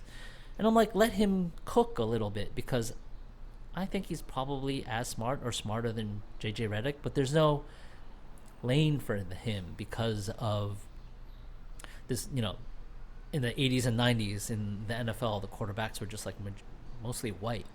It's like, well, why is that? It's like, well, they're not athletic, but they're cerebral, to paraphrase. But now we're getting the final result of processing that and being like, if you want to win games, you just put whoever's the best, and now we have more black quarterbacks than ever. JJ Redick's hire feels old-fashioned. It feels like Genie Bus went to a direction that was safe, which is like the cerebral, high IQ talent looks like this. And I'm like, are you sure it's not Jamal Crawford? But he is not Hollywood in the same way Redick is. And it's also, I think, if you were going to talk about sort of like the white privilege, the Duke privilege, whatever you want to, the conventionally handsome with a Maroon 5 tattoo privilege. Yeah. Being able to speak on a podcast in a way that is appealing and professional, that's also an advantage here, right? Yes, right. But Redick had these edges and looked at it and said, there is a lane where I can be essentially like smart basketball Twitter and parlay that on a big level. Right. And Jamal Crawford's there saying, okay, I'm aware of this stuff, but I think if I'm going to be on TV, they want me to be like, got him with the cross. Right. He's like, I don't think there's a lane for me to get on television saying, well, when they run this floppy set, you got you got a screen on each side, so he comes off this. That's going to set up a little pistol action here. They're going to flow that right into an elevator doors on the other side. And everyone's like, dude, you're Jay Crossover. Yeah, exactly. Just yell, got him. Yeah, bang. Yeah, I mean, sometimes when Jeff Teague, my favorite, like lapses into actual basketball talk, I'm like, holy shit, fascinating. Obviously, he's a basketball genius because he is a smart guy, but and has been in the league forever, was in the league forever. But he kind of leans on these great stories, and like that's what he's interested in, like these incredible stories that go viral. And I'm like, I want to see him in the booth. I want to see him as coach. I don't think he wants to be a coach, but like, it doesn't have to be Sam Cassell. I don't know why Sam Cassell has to be brought into this discussion because of his accolades, because of his work history, because of his resume. Or it could just be Jamal Crawford. Well, also, I mean, Sam Cassell was Doc Rivers' dude, so I would be uninterested in Sam Cassell as my head coach, personally speaking. He's a known commodity too, right? He's Doc Rivers' dude. I'm just not interested in him. I've heard him talk enough about analytics and things like that he would not be at the top of my list. Respect to Sam. Love him as a player. Enjoy basketball. We had a big write-up on him. Balls. Yeah, I mean, he stretches balls out before and after games. Yeah, to win multiple championships. Especially during. Yeah. I mean, I love Sam Cassell. I just mean, as someone who would shy away from anything Doc Rivers adjacent, I would be cautious about hiring that elongated, bald man. And also, like Patrick Ewing, Kareem, players who everyone always mentions when a new hire comes up for a while. They're old now. But their points of view maybe don't match a modern game. I mean, I agree. But the thing that's funny with Redick is that these guys are all mechanics. They're all basketball mechanics. They understand how these... bathroom? They're coming to your house. They're walking in, doffing their mechanics cap, dropping their toolbox, and marching into your bathroom, and they're in there for 45 minutes. Eating farmer's market apples. But these guys are mechanics when it comes to basketball. They know how it works. So it's essentially like every one of these players can tell you what's happening under the hood. Oh my God, yeah, your carburetor over there. There's what's going on. But when it comes to the public consumption of, say, discussion of vehicles, like how fast does it go? Give me that vroom vroom. Yeah. All these dudes, in my opinion, can do what Redick does in terms of knowing what plays work. Oh yeah, like they're running this set. This is a zoom action. They all know it. Mm-hmm. And he's just there presenting it to the public, like unveiling, like, by the way, underneath all this vroom vroom talk, there's a carburetor. Everyone's like, oh my God, this guy knows about the carburetor. This guy just gets it. Yes. I mean, Get him in my bathroom. Take a shit. and that said, he is good at it. He is qualified. He can talk about a carburetor in an interesting way that, fuck it. Just give him the job. I love it. I'm not knocking JJ, and I'm glad he got the job. Yeah. I mean, I just mean that there are some different levers in place that led to this happening that are pretty funny. he beat TJ McConnell to it. He beat the clean-cut white guy. Every clean-cut white guy is like, ooh, there was a seat waiting for me. That's maybe vacated now on ESPN because watch them hire someone of similar visual appeal as JJ Redick to that position to kind of offset Stephen A. Smith's bloviating, whatever. But it is essentially just entertainment, and what works on debate shows could work well enough. There was that footage, Darvin Ham coaching the Lakers. That guy was out to lunch. Like, AD would roll up to him and be like, hey, should I be, like, cutting on that play? And he's like, ask me again? Yeah. You should be cutting. Or, like, AD's like, why are you taking me out of the game? And he's like, I don't know. It's like, how come you're not drawing up plays? LeBron's like, give me the chalkboard. I can do it. Give me the board. Darvin Ham, king. Sitting in his lawn chair, watching the world go by. The thing is, even if Zach Lowe had more of these, JJ Redick attributes like Maroon 5 tattoos, it wouldn't have worked because he's not a former player. Like, that's a big part of this, that he isn't viewed as just a member of the media, is that he gave them that twofer. He's a member of the media, he's a podcaster, he's a guy who cares about metrics and analytics and plays, but he was in the NBA. He is a world-class athlete. He's respected. He's a great shooter. He was a huge college star. Like, he gives you that full package as like a commodity because of all these things. And I'm going back to your previous point. Like, they have to replace him.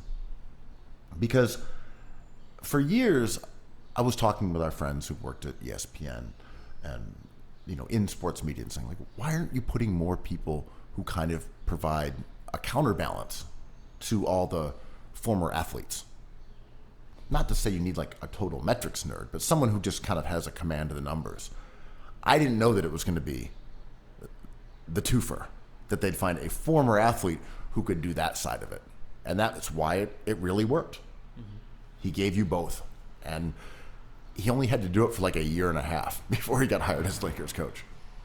He is so good at this in the ways that like make his playing career kind of smaller. I'm like the swiftness and the speed in which he operated in the media field. There's a genius there that not everyone has. But back to your point. Why couldn't your boy Tim Legler do this? Three-point shooter. Yeah. Had a long NBA career. He's been on TV. He's pretty good. He knows what he's talking about. Yeah. He is definitely more along the side of like nuts and bolts strategy guy than the hot take artist. But no one's like, I think we're gonna go get Legler. Until he drops a few $1,000s on ink on a sleeve, I don't think he's got a chance. But to your point before, like, Redick being an ex-player really helps him coaching-wise, because there's many smart guys who look like him who aren't coaches in various, or weren't former players at various stages in the process. Do you think Eric Spoelstra got the benefit of the doubt because he's Asian? Because people are just like, oh, the Asian guy will figure it out. Like, isn't he a genius? Turns out he was. I think no. Mm-hmm. Because he came out of the trenches in Miami. Yeah. He'd been there for years and years and years. I think everyone just knew how smart he was.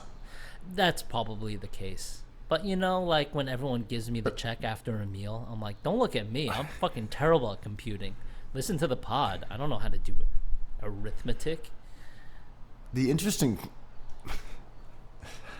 Just thinking about, was it Jason Williams talking about your abacus? And giving me a hearty slap on the back. Hey, man, shout out to that. Your giant calculator. Shout out to that king. I wonder how he's doing.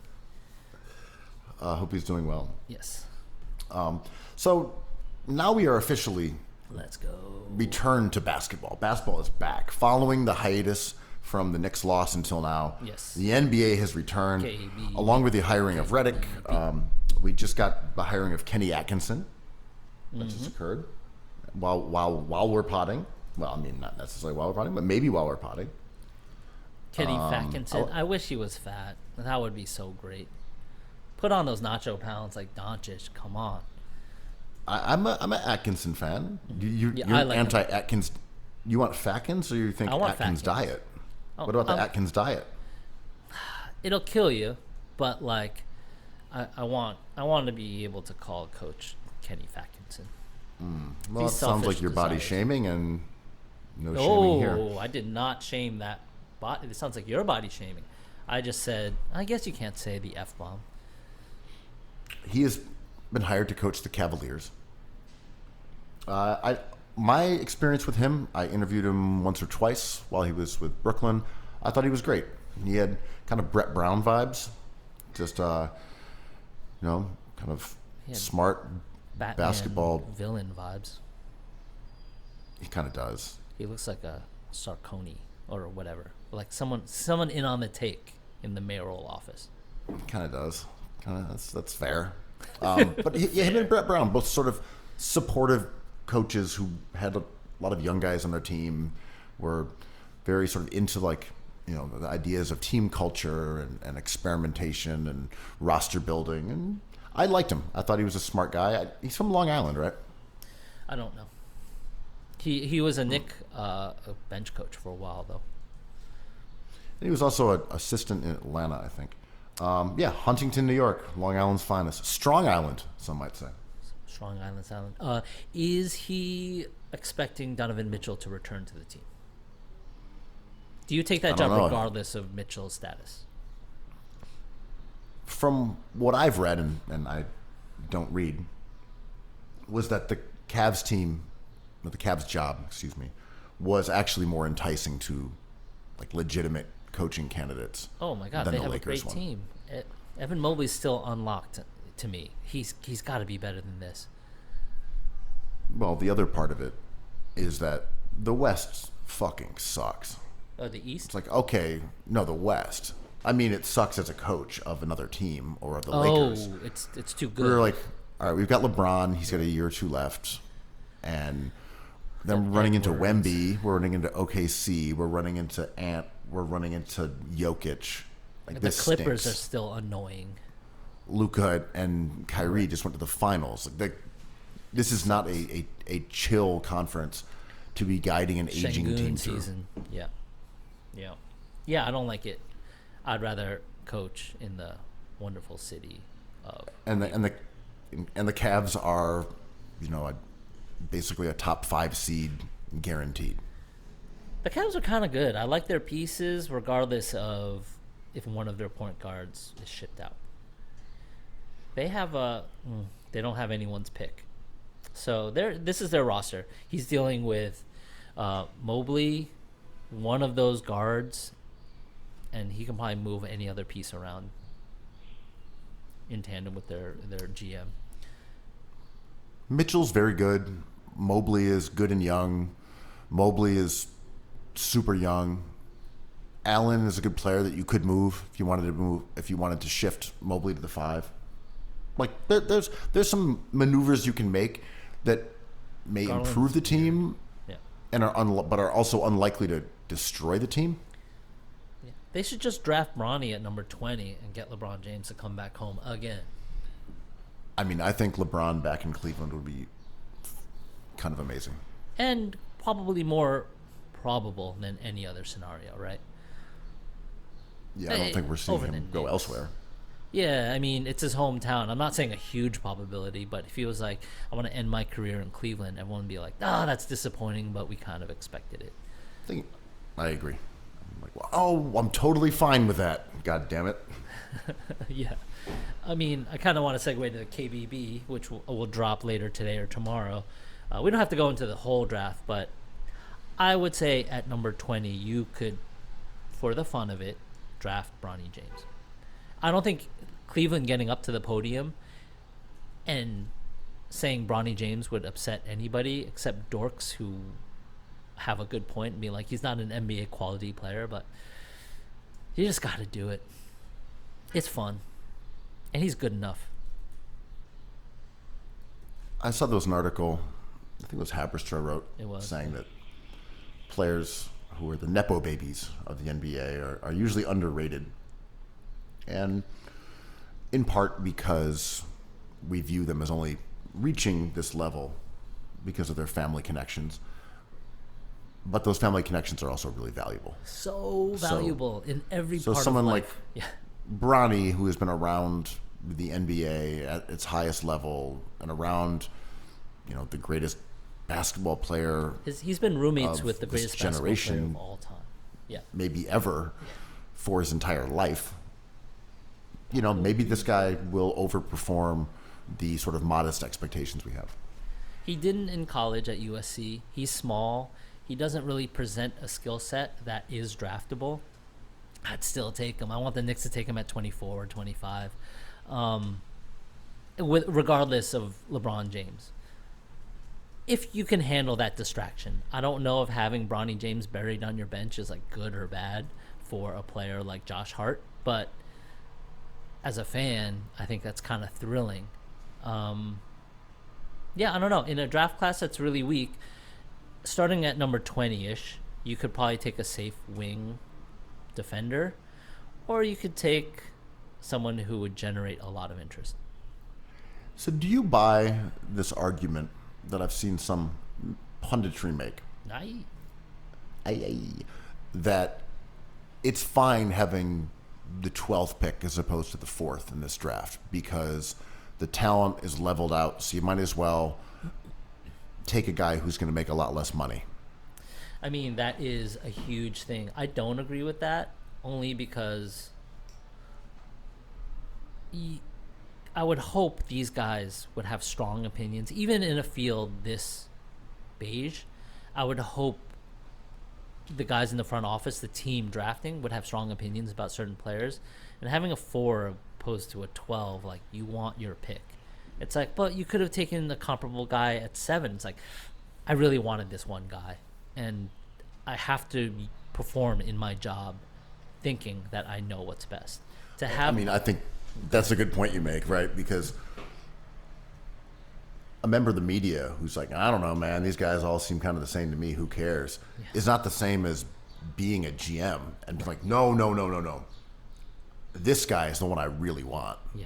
And this is why I have you have to have a firm opinion. Yes, right? And I can imagine a GM being like, well, I'll just take the option that's left for me. And I'm like, right, that's a safe thing because if something bad happens, be like, listen, I had the 12th pick. What can I do? But I would hope a GM would be like, I really want the number 1 pick because there's a player I desperately need. And also, I don't think the situation you just outlined is unusual. I think that's typically how it is. You have your contingency board. You say, all right, I don't think we're going to trade up for this guy. Right. Maybe, you can play it, but right. most likely we're not going to give up an actual asset unless it was a second rounder, which wouldn't be enough because we're happy with either of these guys that fall to us. We'd prefer one over the other, but we're not going to invest, and we just hope we'll get our guy. Absolutely. If we don't, we'll be disappointed. Absolutely. But yes, I would hope people have like real decisions and have come to conclusions based on which of these guys they like the best. I saw some talk that the Hawks have apparently settled on Klingon. Klingon, yeah. My least favorite top prospect. I know his defense is outstanding already and will translate immediately to the NBA. I just don't love taking a player that high who like shoots that poorly from the line and isn't modern. He definitely should go in the lottery. I just don't think you prioritize a guy who can't stretch or can't shoot. Great news. We can get rid of Clint Capella because we've drafted Clint Capella 2 more Clint Capellas. And Clint Capella was good, but expensive, right? But to your point, you know that model. Like, it would be amazing if Clint Capella could stretch a little bit. Now, I'm not asking all these players to be perfect, but when you're drafting this high, Stretch his balls. stretch my balls. Pull a Sam Cassell over here. Yeah, I like a lot of players over unitaskers. And it's not to say that Angel Reeses or Klingons aren't great players that will thrill fans. But in a draft that high, I think you need to take something with an upside of an all-star. Without tipping off the full Just the tip? KBB. Yeah. Just the top of the KBB. Yeah. Who are you looking at for number one? Quo is in charge. You got the Hawks pick. Who are you taking? I mean, they won't, but I like Castle quite a bit. He's kind of undersized, but he's an electric guard. Reed Shepard is super boring and super annoying and not big either, but I like him quite a bit. These I like Alex Sarr a little too. I would maybe take him at number one. These weird wet noodles, I hope I'm saying this right, Rizaker, The Rizzler? Rizaker, the Rizzler. I don't know. They're fine too. No one really jumps out. I like Dillingham. I like these guards, man. You should not take Dillingham number one, but these are the players I like. Topic, all right. I'm not into Topic. Just came across our desk the big board from our friend Isaac.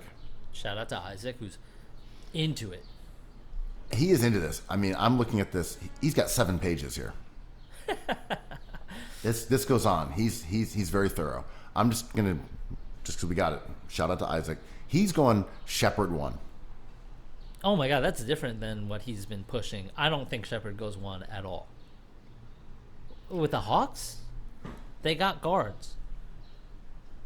I don't know if his big board is who the Hawks should take or just who he Oh, likes big best. board. I think it's his personal. Yeah.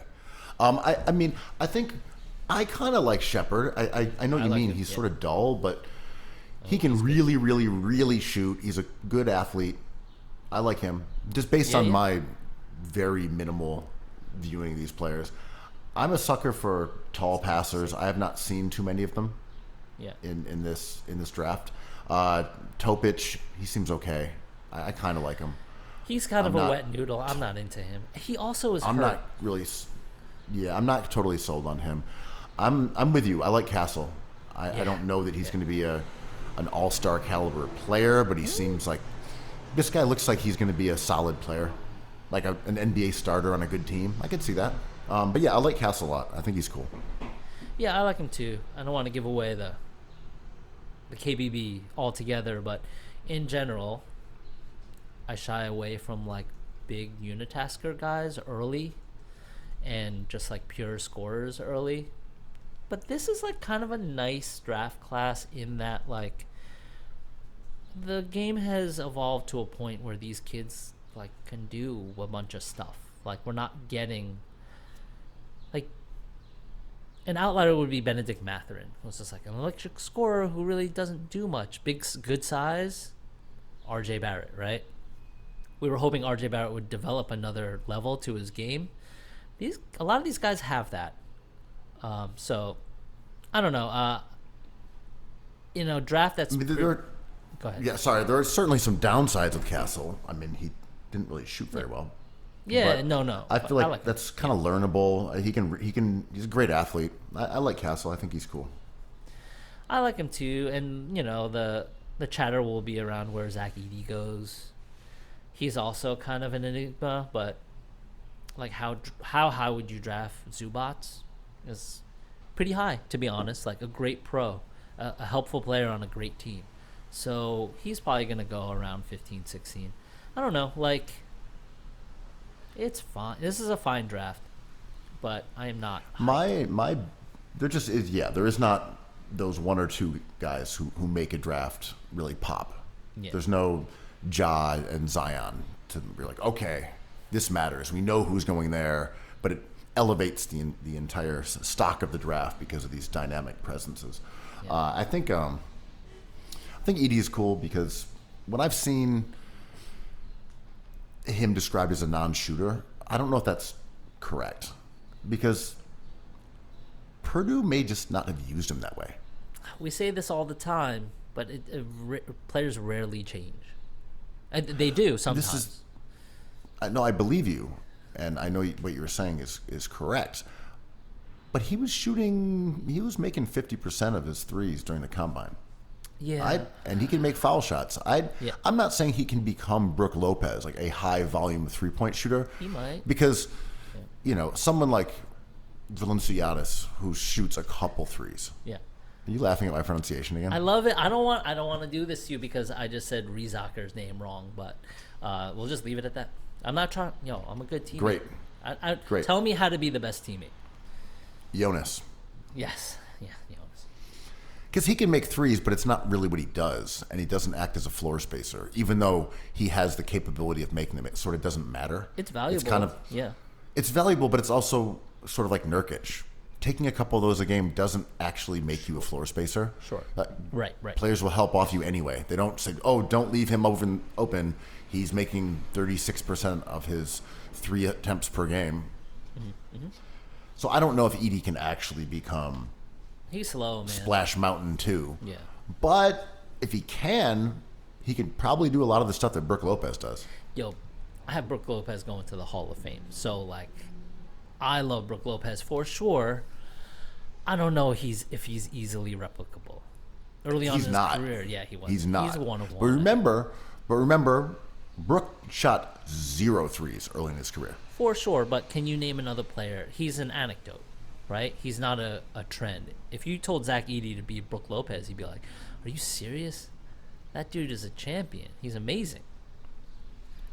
Oh, I agree. I'm only saying that the issue with Edey as a non-shooter is that he kind of dictates your offense because you can't get him out of the paint. Yeah.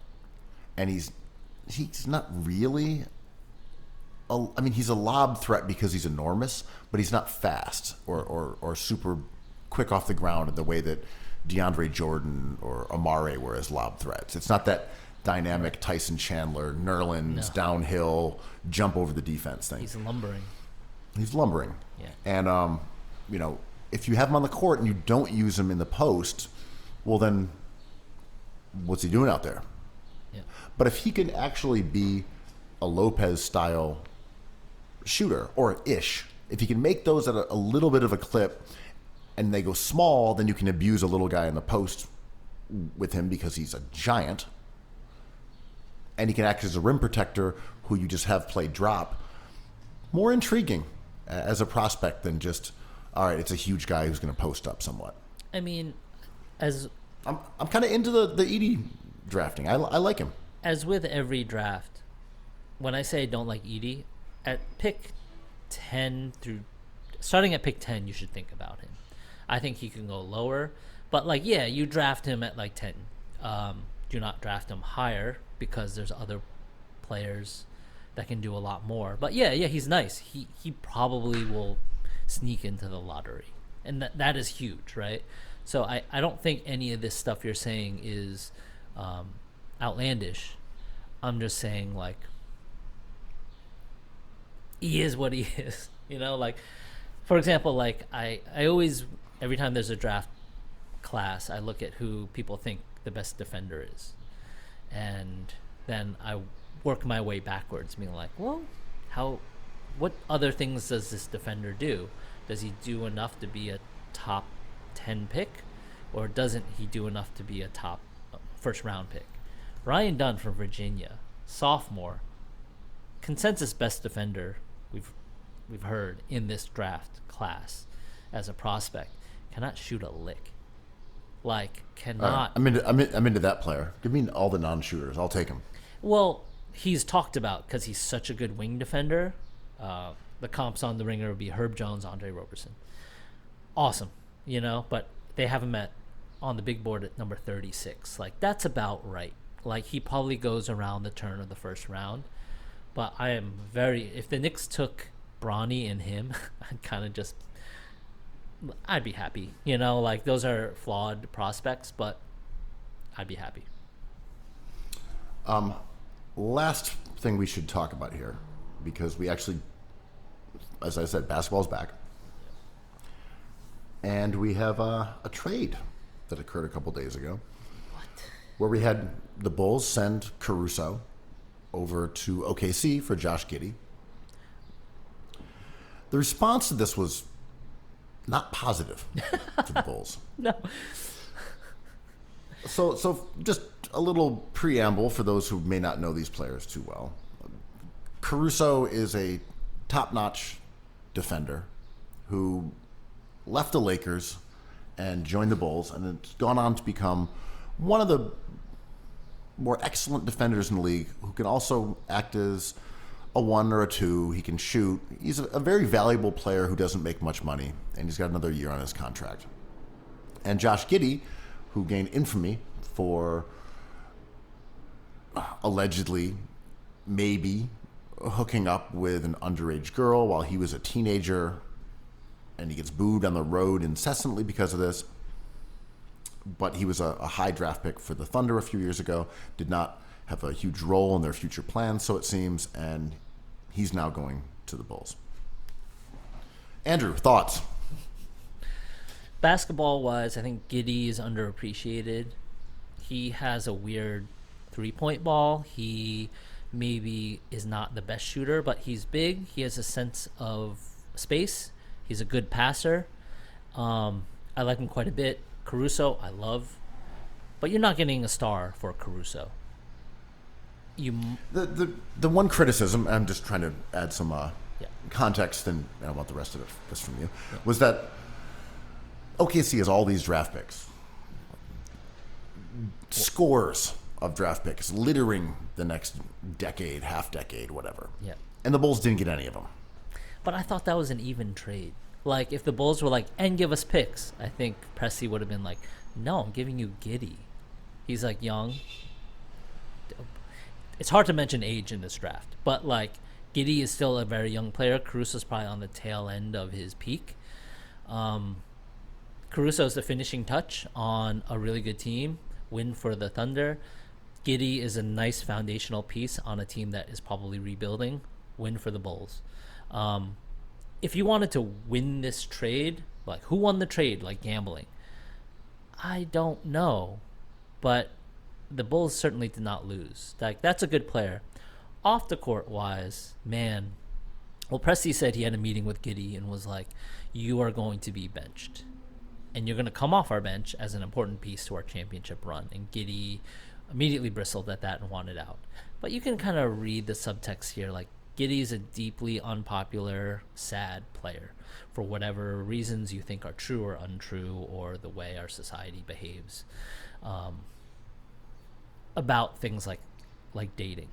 And I think his aura has been completely zapped. I think he is a shell of a dude, kind of a shell of a player, and a restart sounds as good as any. I think the Bulls are upset because it's hard to root for a player like this. Bulls fans. Right, negative 500 aura, for sure. I think so. Like, no one's excited to add Josh Giddy to their team, even though he's a pretty good player. Going back to something that you just said, and I view this trade the same way, where if OKC wants Caruso, and you say, yeah, we'll take Giddy, but, we need like an unprotected first from some other team in 2028. Maybe OKC says, fine, we'll do it. Or maybe they walk away from the table. Mm-hmm. And I'm sure these discussions went down.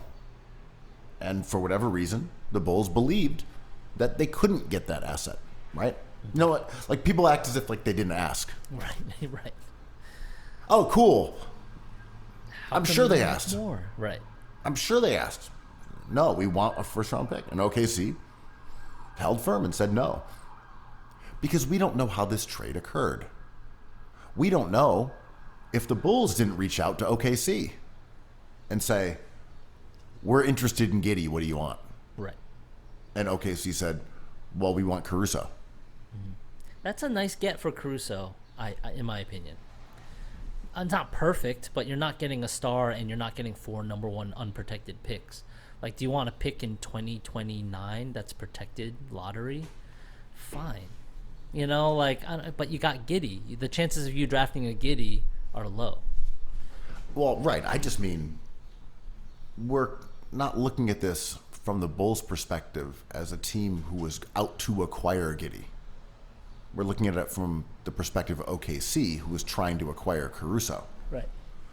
Because to me, you know, when Woj said that Giddy had, you know, star potential and everyone like roasted the hell out of him, I was like, do people just think Giddy isn't good? Because weird, yeah. they, you know, he didn't play much in that series against Dallas. I know the allegations that get him booed on the road everywhere. His aura is minus 500. He's not the Rizzler. Per 36 minutes, 18, 9, 7. This is not a bum. He's a good This guy's player. pretty good. Yeah. He's not a great three-point shooter, but he shot, 34%. So, like, below average, but not unredeemable. Right. His efficiency, a little below average, 55. League average is about 57 now. Mm-hmm. Speaking of scoring efficiency. He has a tough Defense is time at the free throw okay. line, right? He's got some issues, but this year he shot 80% from the line. He's fine. Yeah, He can shoot. He's not a bad shooter anymore. He's just a mediocre shooter. And I know these are open looks and people, but if you put the ball in his hands and let him be your point guard, and then you can have someone like, Kobe off the ball, it's pretty clear that the Bulls have been trying to get players like this. They went out and they signed Lonzo Ball, an oversized, Lonzo. Yeah. but an oversized facilitating guard.